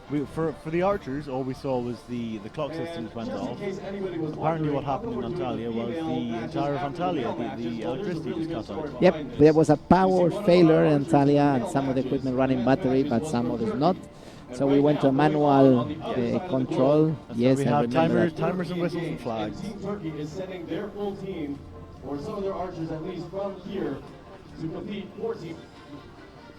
14 Turkey at the European Games. So they had to. Just what we were talking about earlier, being mentioned by correct. Crispin. And here we have the Spanish fans, And that's why Spanish we are team having good cheering, the and the Russians Russian. right behind. Yes, just behind. This is good. great matches here. Good. So they Well, will. we had that earlier. We had the GB team cheering for the GB archer, obviously, and we had the Italians cheering for their Italian archer, and we were sat right beside each other. This You is, end up getting competition for who can make the most noise. as we saw it, we were commenting. There was two competitions happening, one in the field of play and one in the Yes, stands. definitely. That's very funny. It seems that it's a setup problem. The judges are making the reset up, and here we are ready. The judge is telling no, it's not to go because they are testing it. They have just reset the system. The judge will tell them when the moment comes. This is the sounds that you hear is just testing. Some archers could be quite disrupted by this. Personally, I would be like, oh, it's funny, it's fine, don't worry about it. But some archers, they will be, or some athletes, whatever sport they do, will be distracted by, this is not what I planned for, this isn't, you know. They just get that little bit more tense, which would make it slightly less likely. You need to As let you things go, enjoy the flow of things. totally right. As you know, you have to be prepared for anything unexpected, and you can just focus on what you can control. What you cannot control, why to bother too much? Because things happen, you just focus in your breathing, and you focus in the good shot, and get ready for it. We had Seems- a very good seminar from John Dudley. We had an equipment and forum setup seminar, which I didn't go to, being a recurve archer, obviously. But I went to the mental game one, and he talked about how when he goes to any tournament, he expects 2 or 3 things bad to happen. Correct. So if you expect that, 2 or 3 bad things are going to happen, you just know that. Then when it happens, it's not, oh, this has happened, it's really annoyed, it's this has happened. Oh, well, that It's means two- there's only 2 left, it's or 2 only more to 1 go. left. Yeah. Correct. Here So you it's have actually, it can be taken as a positive. totally It's quite, right. quite a nice sort of viewpoint to take. John Dudley always happy to share his knowledge, a lot of very good. experience, great guy, great expert, and I really always enjoyed that seminar. definitely worth going to. Thank you very much. World Archery tried to bring him, decided to bring him here to help the huge growth of compound archers that are around the world, but especially in Asia. They're asking more and more since compound is in the Asian Games officially. And we are helping as much as possible to our Asian countries and anyone who wanted to assist to get more knowledge in compound. And John Dudley is great for that. Match has started. Oceania is starting the match. Start with a 7 on the right. Good height, but not a good line. And Tuyana is following with a 7. But a 7 as well, so roll square. Hopefully the archers will be able to adjust and bring things into the middle. Once again, Hoyt GMX win limbs on show here. Ooh. Left 6. Then again, did she just aim out there? No, I think it was more a reaction. I didn't see her shooting quite confident.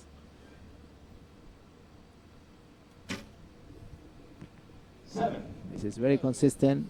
She should touch. She's correcting right now the side. Well, with a group like that in the target, you would definitely trust and adjust that. Yep. This one is more likely as the first one. I would say that the first and the last one was similar shot, and the second one was a bad shot. Tiana needs an 8 or better to win this set now. 9. Very good. Still very high good left, probably needs to adjust the sight a little bit more, but she's coming in. And she gets that first set. It's not a good start for a bronze medal match, but it is what it is. And what is clear is that the pressure is playing a role here. Both very young archers. The Russian archer Tiana with a Inno Max there. Blue Inno Max with MK International Limb Fit limbs.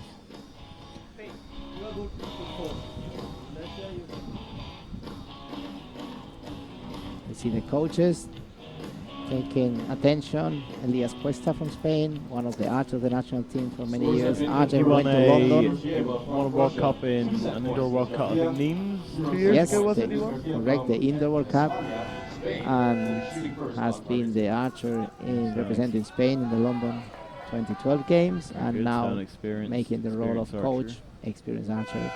Well, that's, I think, often the best thing to do, have people that have been in situations like that themselves. They know what they want, they know what an archer needs there. And a 9, that's a nice shot.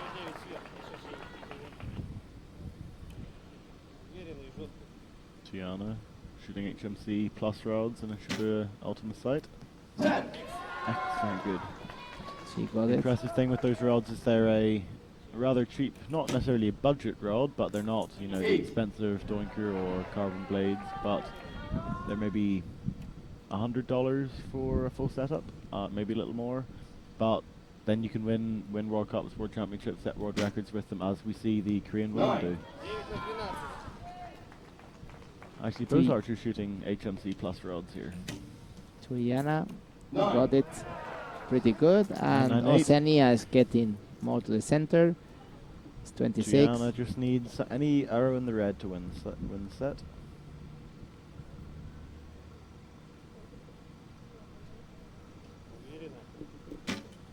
Ooh. Well, that'll do though. Good bit of body release, English but there, but it made the place it needed to. the release was good, but she knew she was not on the center. This reaction of the arm proved that she was not confident. I'm quite a fan of micro-adjusting myself. Whenever the sight goes off, not quite in the right place, my arm will completely subconsciously, my brain knows that the sight pin wasn't quite in the middle when the clicker comes off, and that subconscious part of my brain reacts by throwing it up in the air. Tuyana reacting to the camera, she saw herself on the screen and make a funny hello victory. Nice. It has changed very much. I remember 10 years ago only, an archer when could see a camera focus on him or her and seeing on the screen was getting a bit shocked. Now you guys are dealing much better with that. We put you so many cameras around you that you even enjoy them. Yeah, you get used to it. I love it. I really enjoy being in front of the cameras. It gives me an opportunity to show off, basically. So that make happy your club fan. Exactly. Good. Back on the game. Tuyana is leading 4 set Very points. quick shot there on a 9. To 0, and Oceania need to come back if she wants to have a chance to win the bronze. Sometimes I wonder whether very quick shots are slightly less accurate, because you don't have that opportunity just to get the sight pin steady in the gold. You a very quick shot, you can come back, everything's moving well. That sort of speed, perfect. But I think any faster than that, and you don't necessarily have the sight pin steady on the gold. But you have no time to think. This is Just true. action, action, action, and go. Yeah, if you repeat that and you just come straight onto the goal off, I suppose things will get there. You cannot make it Just better. does that. We see the Korean woman shooting this sort Like of that. speed, so. Wow, such a group. Fantastic group, but as you mentioned before, we don't get medals by grouping. Yeah. She still shot at 27, so Tiana needs 8. 8 or And better to she win got the set it. in the match. 9. Juliana Nashimasheva from Russia. And Jana she wins got the it. bronze medal. Congratulations very well. to Russia. It's going to say to Jana. Excellent performance in this bronze medal match. Oceania didn't manage well the first sets, and then when she came back was the last one, but not good enough. Yeah, to she put got in there, trouble. but not fast enough. That's a shame, but still, as we said before, major achievement to have got to the finals of a World Championship. That will be something that stands her in good stead the rest of her life. As major achievement. Big thing on the CV, that. For sure, a fourth place is something important, but for sure the one out of fourth will say, why would not buy the third? I would like to at least get the medal. It's so close, you are just touching it. But scored like this, there's only 3 medals, and Tayana did a fantastic match, deserving the bronze. Congratulations to both archers to make it until here in the World Archery Youth Championship in Yankton, South Dakota, USA, the center of the world for archery this week. Absolutely, and then in 5 weeks' time we'll be off to Copenhagen for the World Senior Championships. There's not off-season anymore. There's not off-season anymore. Oh, we have absolutely, and then the indoor season goes straight into competitions as well. Particularly, I have the European Field Championships this year in October in Poland. I will finish them. I think I will be home for maybe 6 weeks, maybe less, until I go off to the Indoor World Cup in Marrakesh. It's one after the other. Here we see the Taipei archers, the Chinese Taipei archers, waiting for this gold medal match, cheering to the archer representing Peng, that we try to get the gold against Brown from USA. Yeah, Mackenzie Brown had a rather disappointing tournament in Antalya, but has shot very well here. And has a shot at a gold medal and a World Championship title. Speaking of titles, Juan Carlos, you're an Olympic champion yourself, aren't you? Yes, in Barcelona 92. Yes, very nice to have done that on home turf, isn't it? Yep. You were asking me earlier about what goes through my head when I'm at full draw around these finals. What was your mental process when you were at that high level competition there? I had a huge improvement there because one of my weakness when I was shooting in top level, managing my nerves, managing my expectation, and I was terribly bad on that. So we got help from experts, from a sophrologist. We were working in mental preparation. First of all, trying to identify what was our fears, or what our fears were. Then working with them and visualizing. We did a lot of imaginary, putting ourselves in different situations. So you're imagining shooting in that finals. Yep. You imagine being there. Well, then when you get to shoot on the finals field, you've already won that match. More than one is, how to behave. We were more thinking in how to focus, what to do, and we have different tips. One of them is focus on the present, focus what you can do right now, focus very much in what is an action, what you can do, and what you can control. And then what we were doing is visualizing, putting ourselves in a comfort situation like in the training hall, putting yourself in the situation that you see where you are in the field, you feel is affecting your anxiety, your body, your mind, and we have many tricks. Our mind has many tricks to put us safe.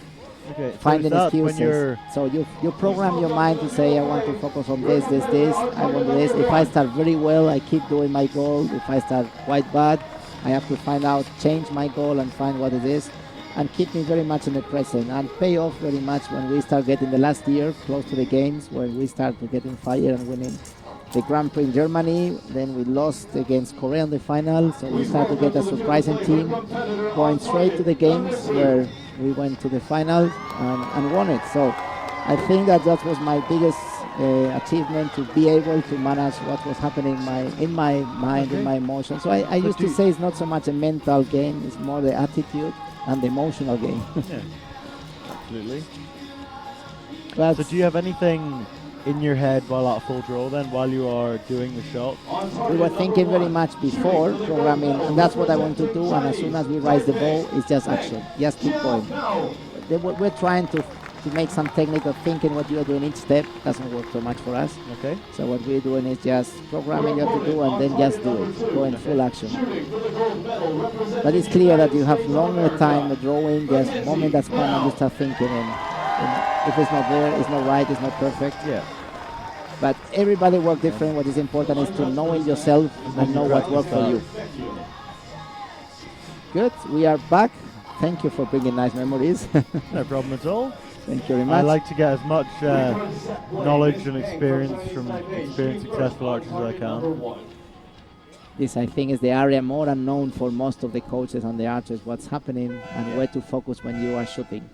We go back to this gold medal match, the last of today of the afternoon session, the one that finished and closed the World Championship. Brown Yes. shooting against Jiamao Peng of Chinese Taipei. A high 8. Mackenzie shot very well in the individual match on the show target that I was commentating on earlier in the week. She was shooting against Sally Gildner, I think dropped 6 points, I think, during the whole match. Yep. The impressive thing about Mackenzie, she's shooting 47 pounds at the moment. 47. So, yeah, considering that she is a junior recurve woman, that is a very big poundage. She was in the mixed team with Colin Klimchek early in the week, and he's shooting 46, so it's very, very rare to have the woman shooting a higher poundage. But that means the arrow flies faster, so it'll be affected less by the wind. It's a heavier arrow traveling at the same speed, so it'll be affected less. It's arcing less, and so it's going less high into the wind. Yes. And also because the arc is less, it is physically traveling less distance to the target. All of these things just make the Excellent start and good explanation. make the higher poundage that bit more effective. The downside is you have to keep manage the strength. If Oh you yeah, can you have manage to it, shoot, with this level you have to shoot at least 4 times a week. I know Mackenzie Brown is training at living and training at the Olympic Training Center in San Diego, and she's shooting 6 days a week. Yep. To keep Let's say on top of that. no top archer can dream to be here. It's training less than 5 days in a week, I would say. If you're very, very talented, sometimes 4 could make it, but not for a long time. Well, in 2013, I won the individual mixed team awards in the Cadet World Championship in Wuxi, and at that point I was shooting, I think 4 times a week. I was shooting on a Monday, maybe 200-300 arrows, then a Wednesday, 200 arrows, Thursday, 200 arrows, and then a competition at the weekend. And that is what I did solidly, and that put me in a great place, and it worked. And now you're shooting more. Yeah, no, now I'm training full time with the Olympic program, and I'm shooting maybe 1,400 hours a week. Correct. And my It's bow clear that strength has gone through the roof. It's so much better. every time that you practice, someone else around the world is practicing and trying to get you play. So as more you practice, and you practice with a good planning, thinking, and not like crazy, it's important. Here we are back in the match. Impressive performance by Brown in the first 3 arrows.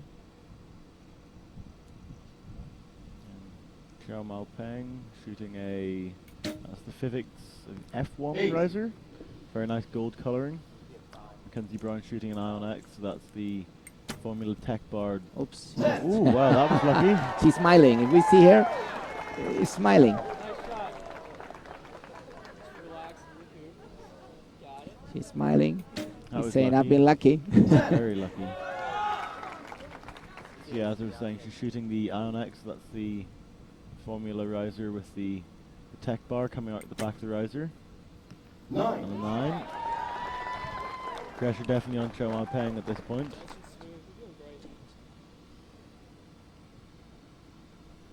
You're doing great. Nice shot there. 9. And a 9. That makes this easy for Mackenzie Brown to take the set.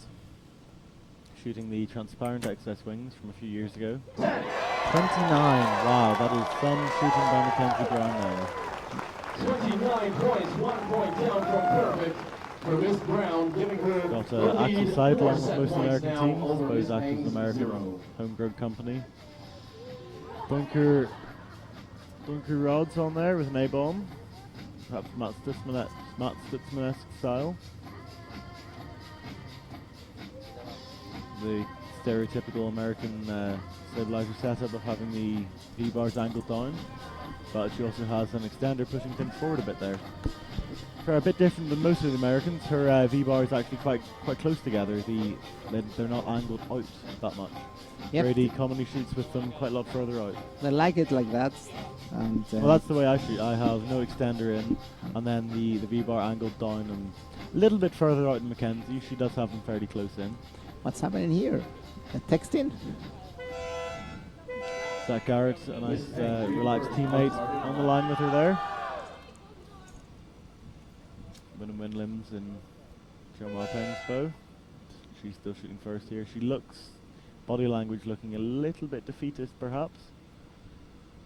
Needs to shoot these shots well. Look at the wrong face. No, it's definitely 10, I can see there. They got the wrong face with TV crew. Mackenzie Brown shooting 9.9 though. Very good shot. Only just luck, meaning that's a 9, not a 10. More blade-like stabilizers on Chinese Taipei's bow. 10-10. That's what you need to do at this point to keep yourself in the game. A little bit longer hold, but 9. Giving a bit of Got an space. opportunity. Gold will take this set and keep the match running a little longer. 10-10. That's how you do it. That is the Wow, comeback. and especially the way she shot was very Definitely. solid, very easy. Really good shots. You see the Chinese Taipei girl shooting with sunglasses on. Something I can't do. I don't turn my head enough, so the bridge of the sunglasses sits right on my nose. Yep, correct. If I need to shoot in sunglasses, I have to put the lens sort of across my nose and across my eye, which I can't do. I just look a little silly doing. But a lot of archers can shoot very easily with their head turned around. They have the clearance across their nose and are able to shoot like that. I know Crispin Drainus is one for sure who does that, as he has the most obvious panda eyes, I think, on the field. We're getting some of these archers shooting Pila glasses nowadays, and we had Rick van der Ven shooting them last year. For the indoor season this year, he had a very obvious tan line across his face. He wore, when you train and shoot with the Pila glasses on, you should shoot with them pretty much all the time, so you have that consistency. And then when you're outside shooting that much, you get a big tan. If you're wearing big glasses over your face, then Rick had some pretty big tan lines. Yep, correct. The Crispin is Pila just the classes same. that are coming strong in archery. Absolutely. More and more archers using them. It's a great concept. They make good quality glasses that have different colors and especially have no frame that you can look through and not Just bother what I in. was talking about. And a 10 for Choma Peng. Shooting very well, keeping the pressure on Mackenzie. She needs just to keep shooting the standard she was. 7. Ooh, That's the door for Keeping Choma space. Peng to walk through. Very straight playing form, but it's effective. 10-10. she's on fire. 5 arrows in the 10 ring in a row. Mackenzie needs to shoot if she needs to put any pressure on here. 9. Choma Peng needs to shoot an arrow in the red to take this set. Go to 4-4, draw on set points. That's quite likely. That looks like it's in. 10-10-10. Wow, My 60, God. 60 points. Perfect score.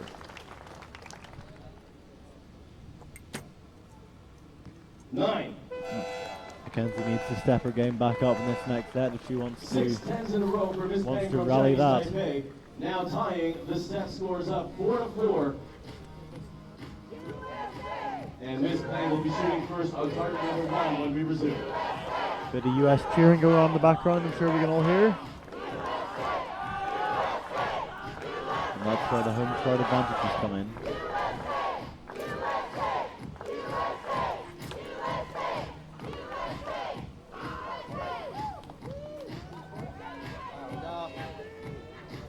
I do like the American shorts. I do really like their sort of khaki cream shorts. They just look, they're sporting gear. They're Yes. their official official uniform, but they look very official. I They look ag- very, very smart. I agree. It's a nice design, simple, Particularly elegant. when you have the combine team or the recurve team out shooting, doing the team events, and they just they've got their team uniform on, they're sporting clothes. I think they might be Under Armour perhaps, but they just look very good. They look very It's quite very a bit smart. elastic, like Yeah. tech material. 9. Drop an arrow into the 9. Still, not bad shooting. Mackenzie needs to shoot well here, Payne came back from a 9. and a 9 on the left as well. 0-4 to a 4-4. She's I know. came strongly back. It's what we want in this gold medal match. Keep things interesting. 10.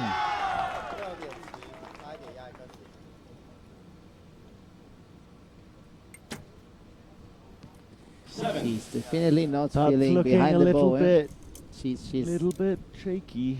she has already a couple of reactions like that, and she's Jean-Marc not Payne feeling can take confident the- enough. Take the gold medal with a 7. And a 10 takes the gold medal.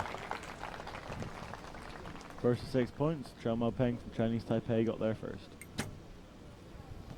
9. And Miss But that's still brilliant shooting from Mackenzie Graham. Impressive. She was behind 4-0 and she managed to come back. I know. Yeah, she shot.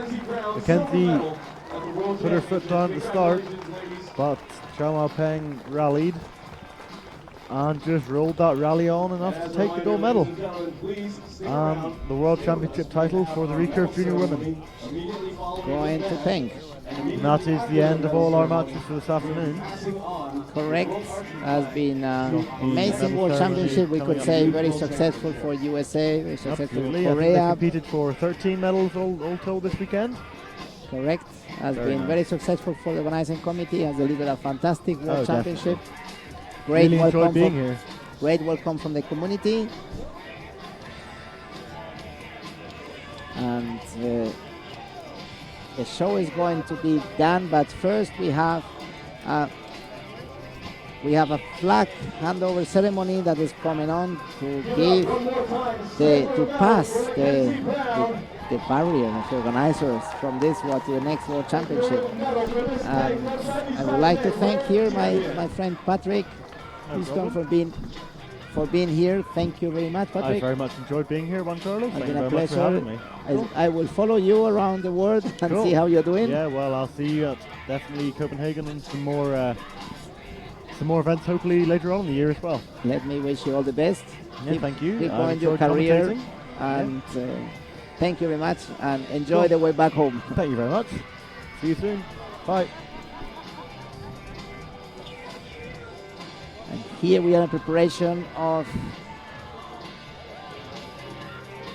well, I will think will be first.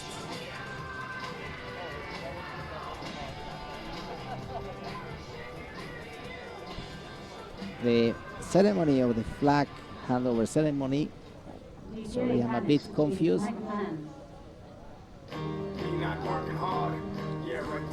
I'm waiting for information what is going to happen first, if it's the award ceremony or the flag handover ceremony. I think we will see it pretty soon. The thing is getting ready. Impressive week of the World Championship here with archers performing in a very high standard with bad weather. Sometimes too much hot, sometimes too much rain, some days too much wind from the east, another day from the west. But today and yesterday in the finals was a very good day. No wind at all, sun, perfect condition for shooting, and we have seen incredible matches.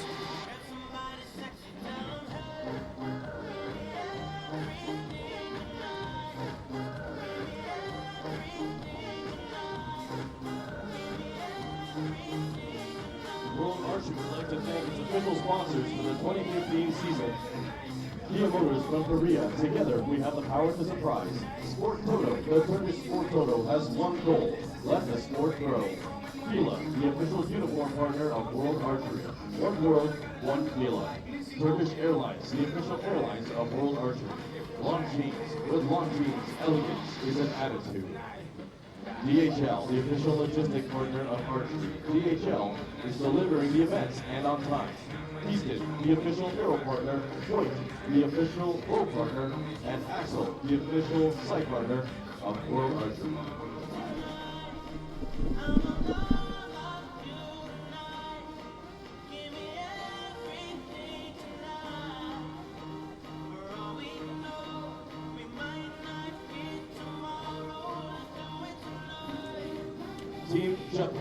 Team Japan, please report inside for the medal ceremony for the Recurve Junior Men's Team.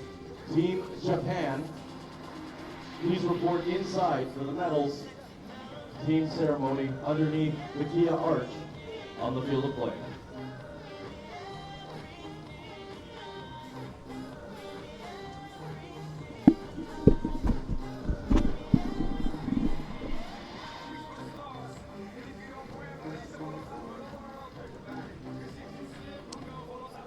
Here waiting to start with the award ceremony and flag handover ceremony.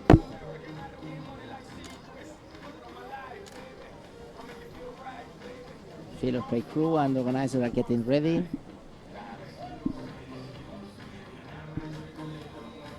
The weather getting a bit more cooler, spectators staying to see the ceremony. And the archers getting ready to receive the medals.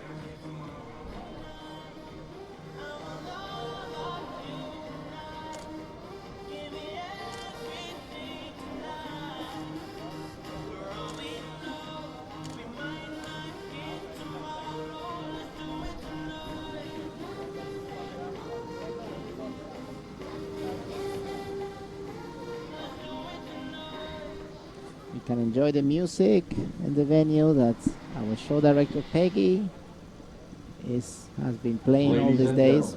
The victory ceremony for the Recurve Junior Women's Team event. Victor ceremony will be.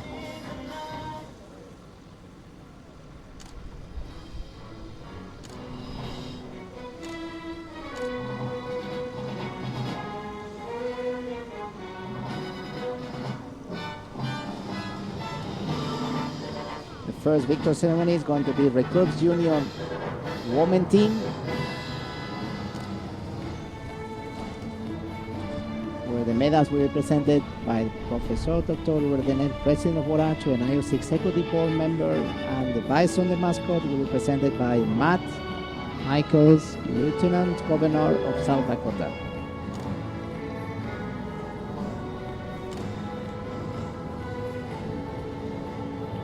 Medals will be presented by Professor Dr. Ulrich Erdener, President of World Archery and IOC Executive Board member. Bison will be presented by Mr. Matt Michaels, Lieutenant Governor of South Dakota.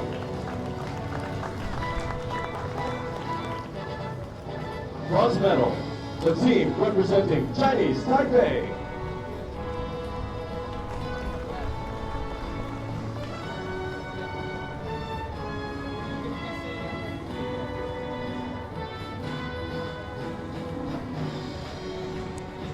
Here we have the team of China Taipei. Cheng Sin-Yi.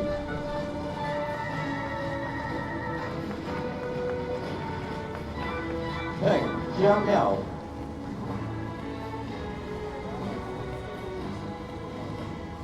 Wu Jiehong.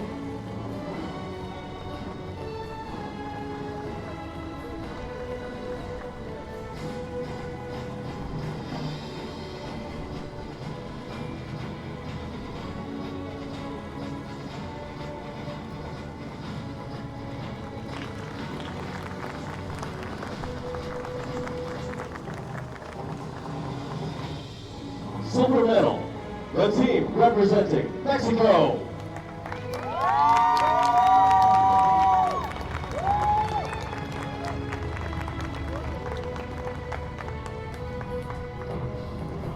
Perla Hinojosa. Rebecca Marquez.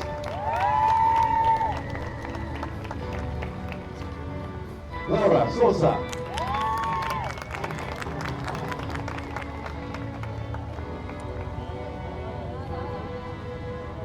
The faces of the Mexican team, always very expressive. Latin girls, happy with the mascot. Here's the bison. Gold medal and world And champions. here we have the gold medal. Representing Korea.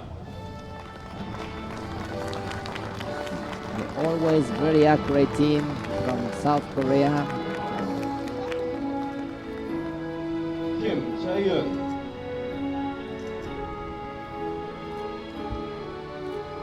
Kim Mi-jung.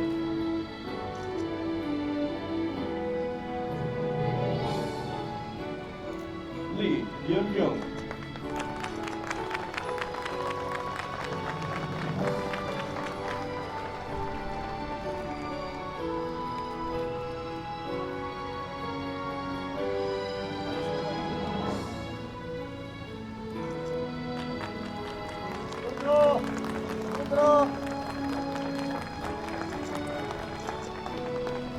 Medalist of this Recurve Junior Women Team. Ladies and gentlemen, Competition. please stand for the national anthem of Korea. And one time more we will hear the Korean anthem.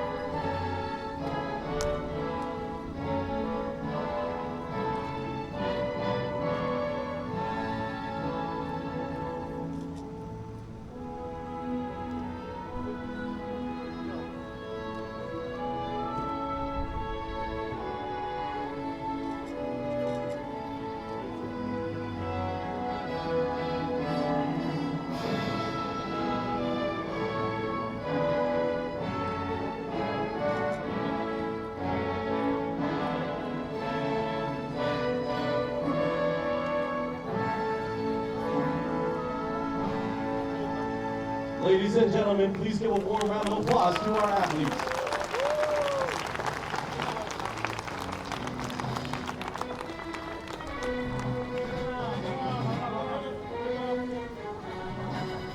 Here the selfie, we have it, it's back on the podium.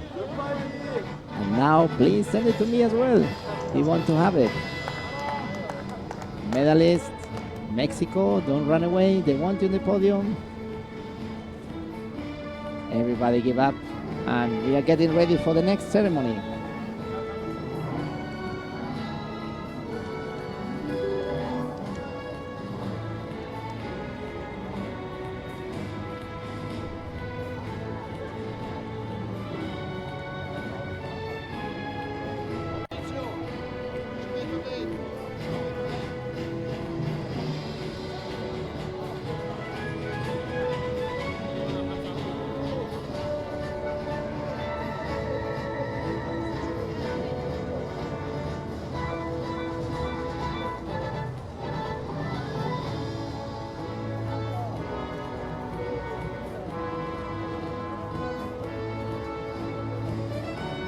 Next ceremony is getting ready. Archers are getting gathered in the waiting part, and will be Recurve Junior Men Team coming next with medals.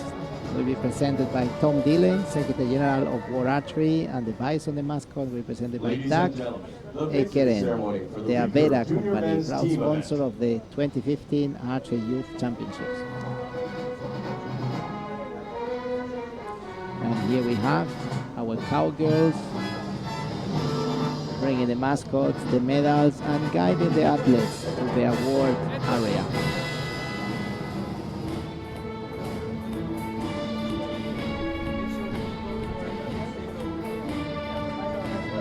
We have the team of Japan, USA, and Korea.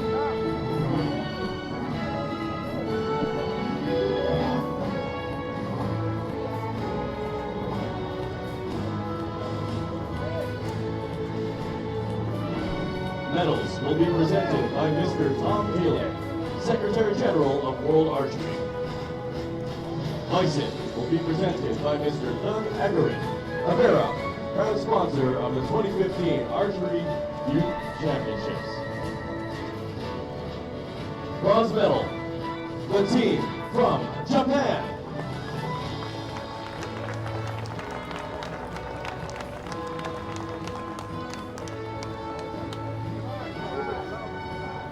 Udo Hiroki. And we have very interesting, Ohi Kazuki. which seems to be the 4 faces of the Rushmore Mountain Monument, if I'm not mistaken. So a surprise, we have not seen this mascot before. That's a new mascot, but let's focus on the medalists. We have Japan taking the bronze.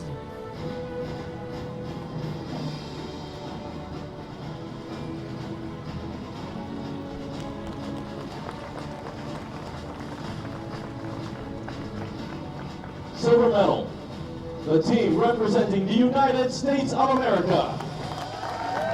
And here we have the silver from the USA with Zach Garrett just receiving the medal. Our commentator this afternoon was so kind to come and help us with these comments, and he did a pretty good Colin Klimacek. competition. Caleb Miller.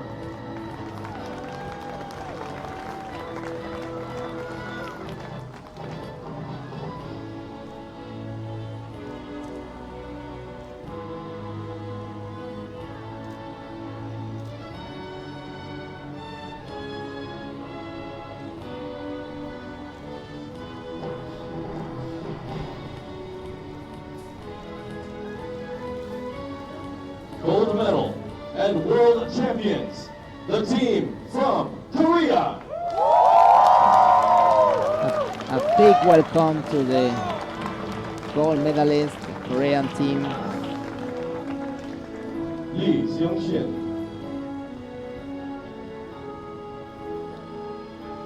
Lee Woo-seok.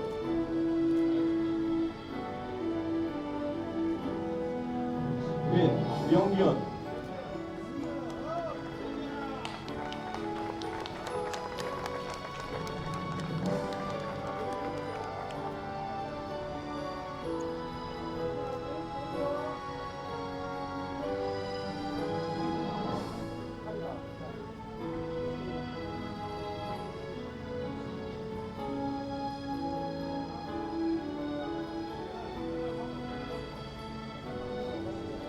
Ladies and gentlemen, please stand. for the Here we national have again anthem our of Korea. national anthem of today, the most popular anthem for today from Korea.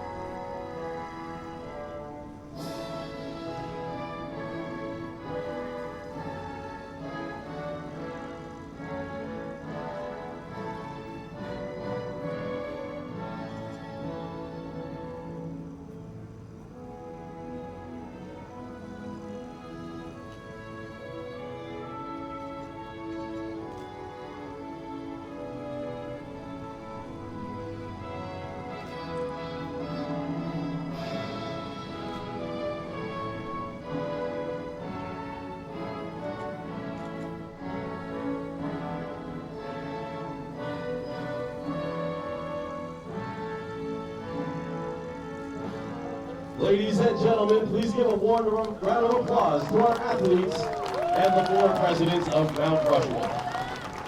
Here the photo of all the medalists.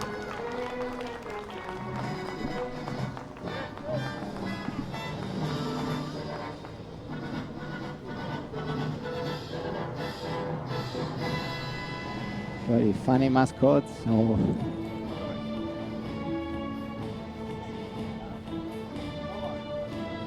I would say yes. The 4th president from Rushmore that came out from the mountain and came to see us here in Yankton to take part of this award ceremony.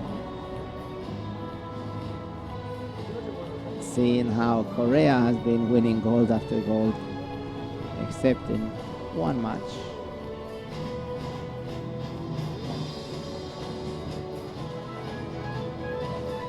course, now everybody wants high five and a photo.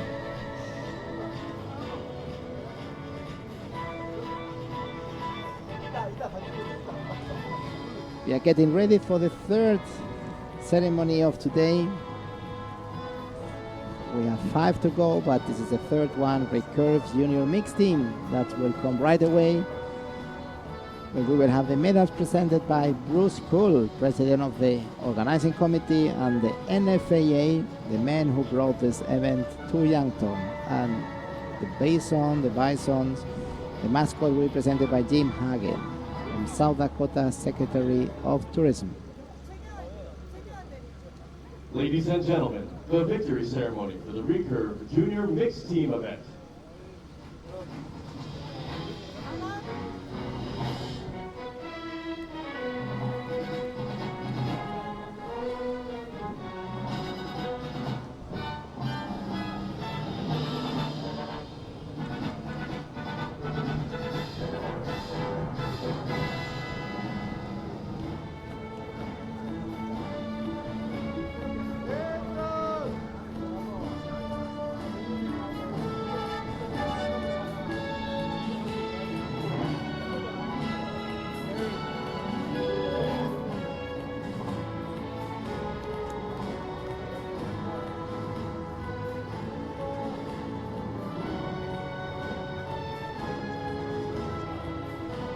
Medals will be presented by Mr. Bruce Cull, President of the local organizing committee and the National Field Archery Association. Bison will be presented by Mr. Jim Hagen, South Dakota Secretary of Tourism. Bronze medal, the team representing France.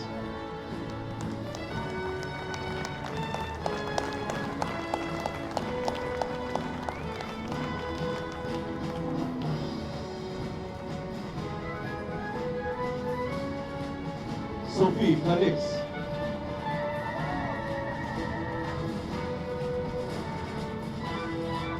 Thomas Kunik.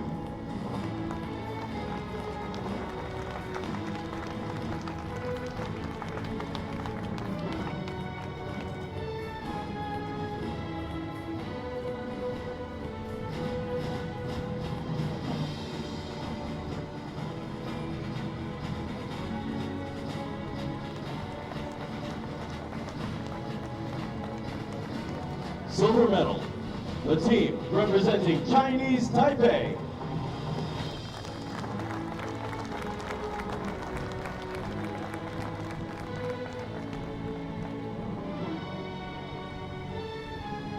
Peng Xiaomao.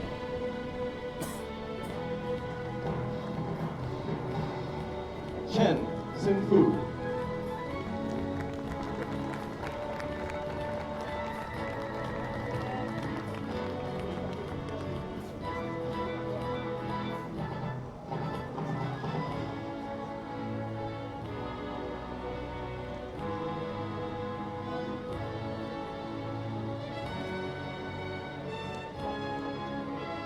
Gold medal and world champions, the team from Korea.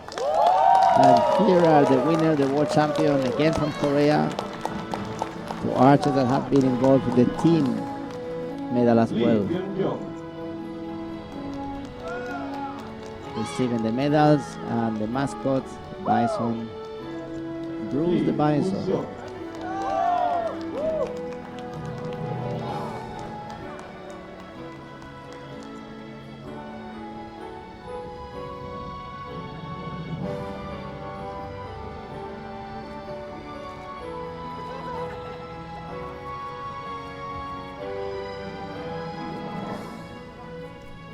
Ladies and gentlemen, please stand for the national anthem of Korea. And here we go, Korea again.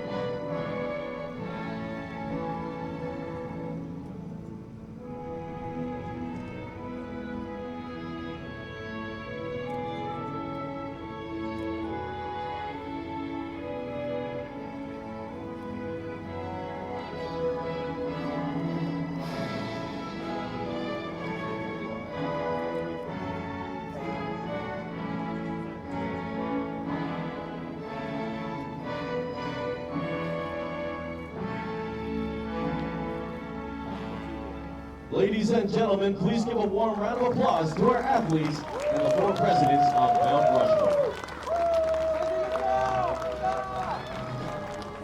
And here the medalists with the 4 presidents from Rushmore Mountain that came down here to Yankton to award these medals. It's good gestures of this historical monument coming here to Yankton to be with archery. And happy faces of the winners, another gold medal to Korea, and very successful World Championship for them.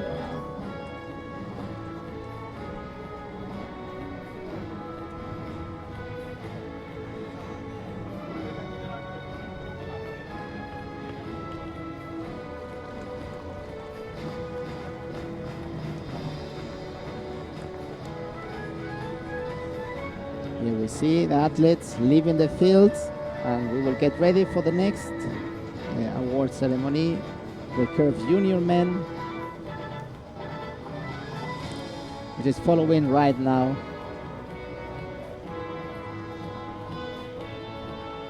As soon as the previous one are out of the field, the next are getting ready by our marshals and our sport presentation team.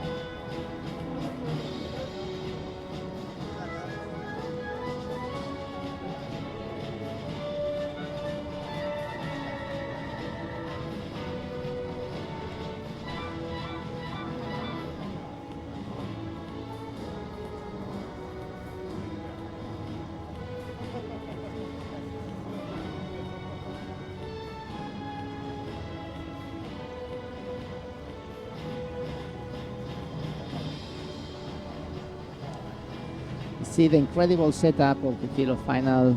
This, in fact, and we have not talked before, is the main entrance of the NFAA Eastern Foundation Archery Center. Where you see the spectators right now is a parking spot for the cars to park.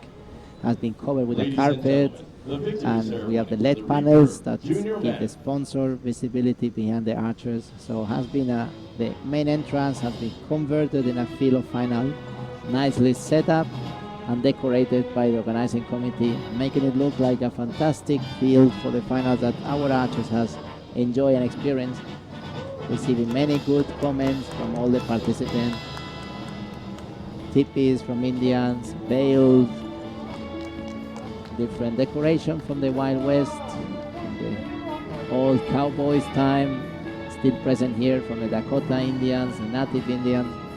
All this to make it look iconic and nice where we are in Yankton, South Dakota. Let's come to the Recurve Junior ceremony. Medals presented by Greg Easton, World Archery Executive Board Member and President of Easton Foundation. Bison will be presented by Mr. Matt Michaels, Lieutenant Governor of South Dakota.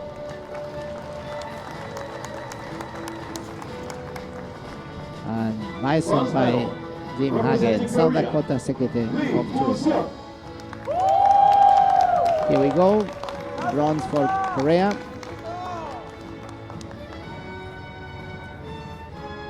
Lee Woo-seok.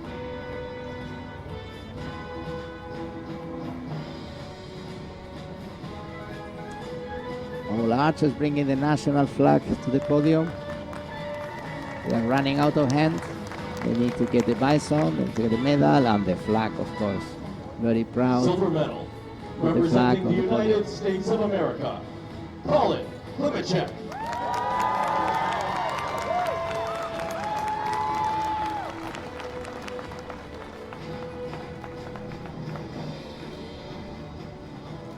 And here we have Colin getting the well-deserved silver medal.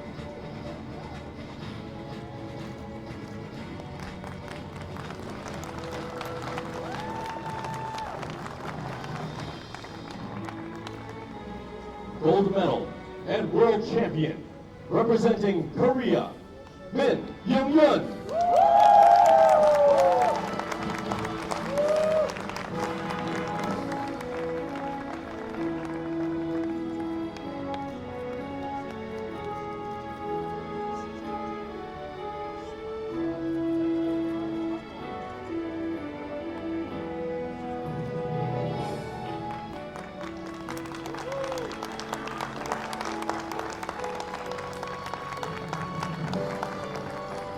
Ladies and gentlemen, please stand for the national anthem of Korea. And one more time today, the national anthem of Korea.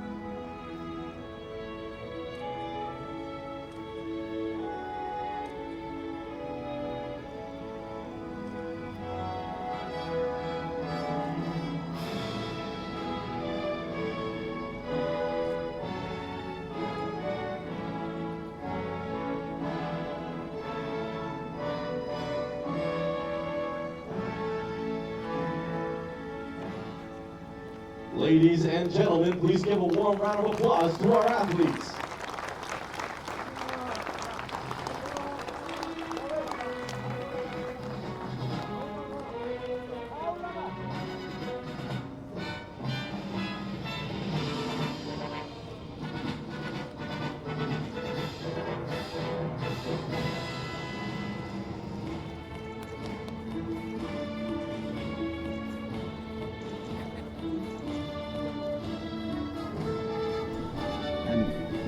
And here the happy faces of the medalists of the Recurve Junior men.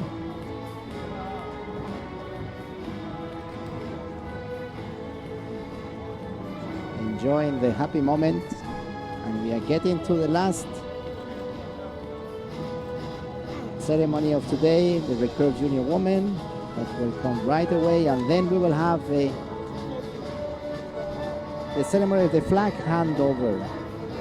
That's the organizer of this World Championship will pass the World Archery flag to the next one that will organize it in 2017 in Buenos Aires, Argentina. Ladies and gentlemen, the victory ceremony for the Recurve Junior women.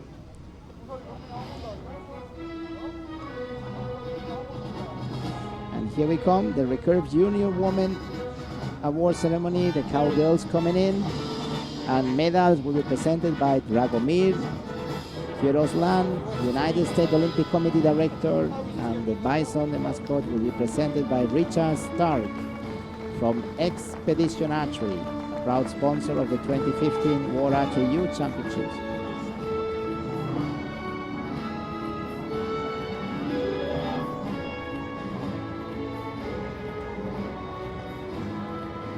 Medals will be presented by Mr. Dragomir Fieroslan, United States Olympic Committee Director. Bison will be presented by Mr. Richard Stark, Expedition Archery, proud sponsor of the 2015 World Archery Youth Championships.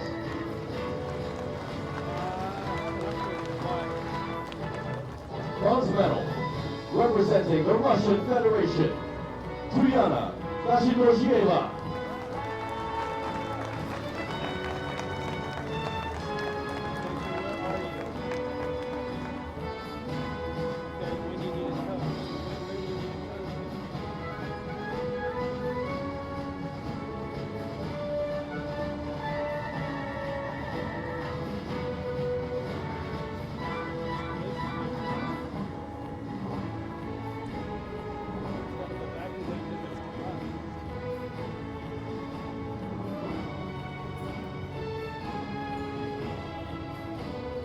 Silver medal, representing the United States of America, Mackenzie Brown.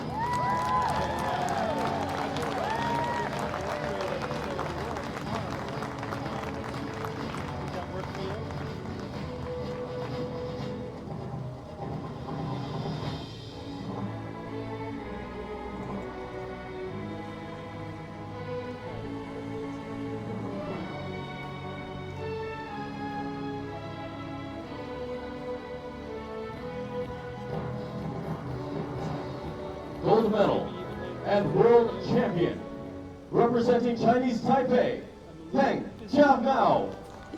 And here the world champion in Recurve Junior Women, Chiao Mao Peng from Chinese Taipei. The first medal, not winning by a Korean today. Impressive. She make a great comeback. Was losing 0-4 and managed to get the next 6 points, winning 6-4 at the end. Impressive performance, well-deserved medal for Chinese Taipei. Ladies and gentlemen, please stand for the national anthem of Chinese Taipei.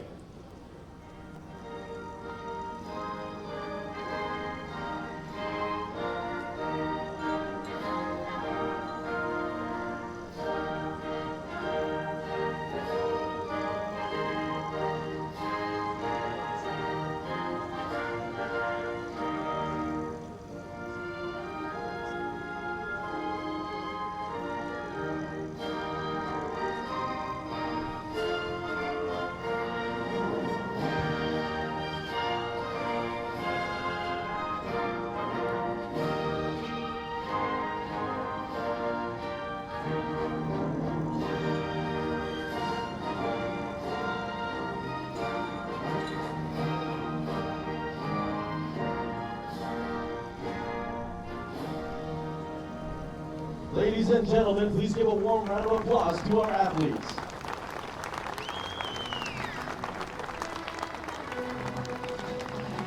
Ladies and gentlemen, we would like to remind you to please stick around for the flag handover ceremony. This is where Yankton, South Dakota Here will we be go passing with on the flag the 3 to medalists the next location of the Youth World Championships to be held enjoying in 2017. this moment at the podium. Happy moments, of course, after a long week with any kind of conditions, one after the other, wind, rain, sun and heat, except snow, we had it all. And we have seen before the mascot, and it's confirmed we have Rushmore coming to see us. Thomas Jefferson, George Washington, Theodore Roosevelt, and Abraham Lincoln have been here, coming from the mountain directly to Yankton to enjoy this ceremony. Funny moment with these mascots that came here to see our medalists, to see our kids, to see our champions. And right now we are finished with the award ceremonies, and we will go to the flag handover ceremony. It's this little ceremony we used to do from one championship to another, where we pass the World Archery flag to the next organizer of the Youth Archery Championship or World Archery Youth Championship. That will happen in 27 in Buenos Aires, Argentina, just the year before of the Youth Olympic Games in Buenos Aires in 2018. This event has been asked to World Archery to be a kind of test event to get ready for the Youth Olympic Games. So 2017 will be the next World Archery Youth Championship in Buenos Aires. Lovely city, fantastic country, great people. There have been a delegation of Argentina, the federation here, observing this championship, learning from these organizers and getting ready for the next one. And the ceremony will start right now.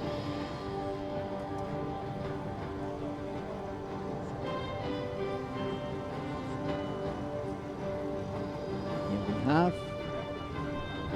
Bruce Kuhl coming with Professor Dr. Ure Renner, President of World Archery and IOC Executive Board Member,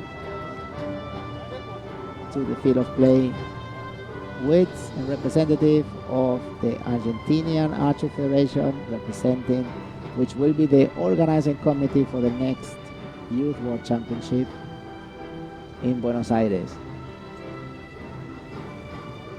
Ladies and gentlemen, please stand for the national anthem and lowering of the flag of the United States of America.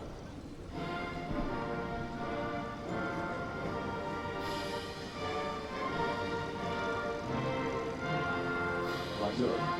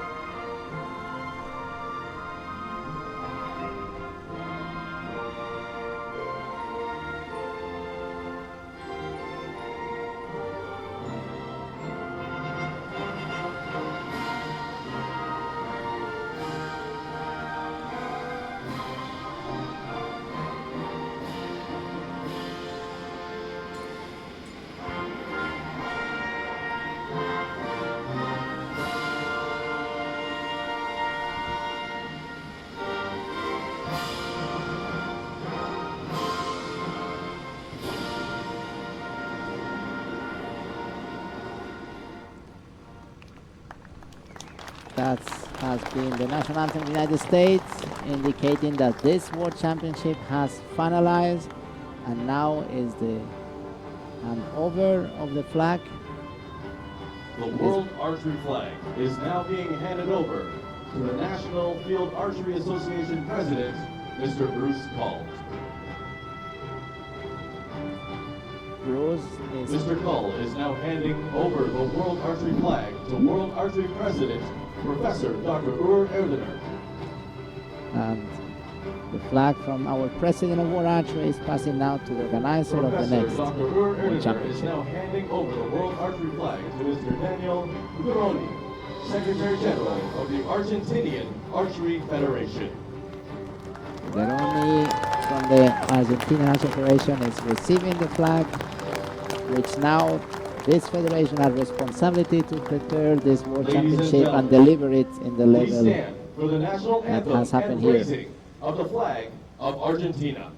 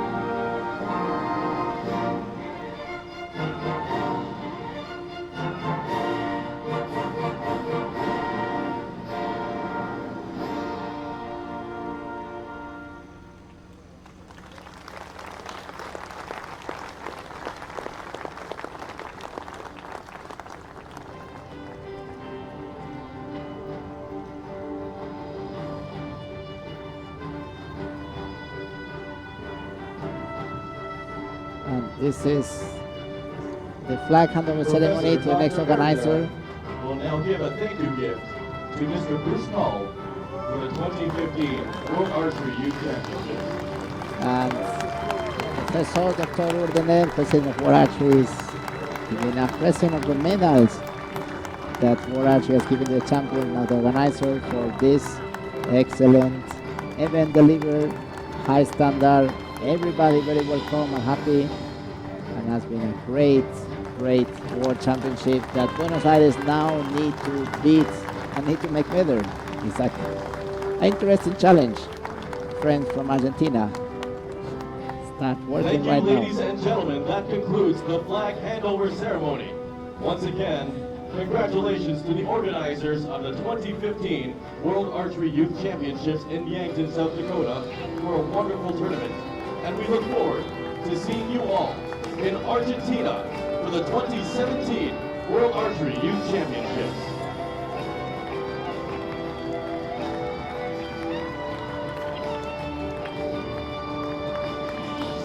And with this, It has we been a have long week with finalized weather our ranging from retransmission cold and of the raining Youth to hot and Championship, sunny, the World where Archery archers Youth have been Championships. over all of the elements to come here and win medals And in Yankton, South We Dakota. will are come signing back off. in the next This is event World Archery in thanking you for World all your Championship participation. Thank you for supporting your archers. in Have a good Copenhagen, day, Denmark, and see in you 5 in weeks. Thank you very 2017. much for following us. Juan Carlos Holgado from World Archery. See you around.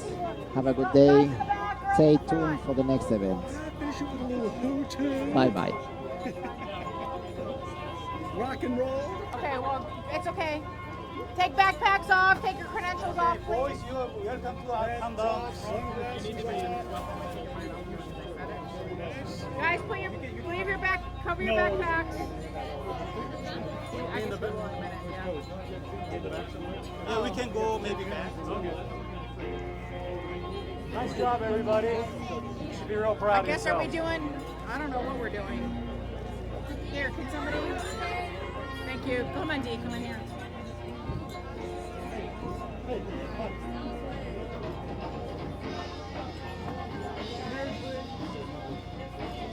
Gary, the concept back, yeah. Get the wrong lens on there, Diane.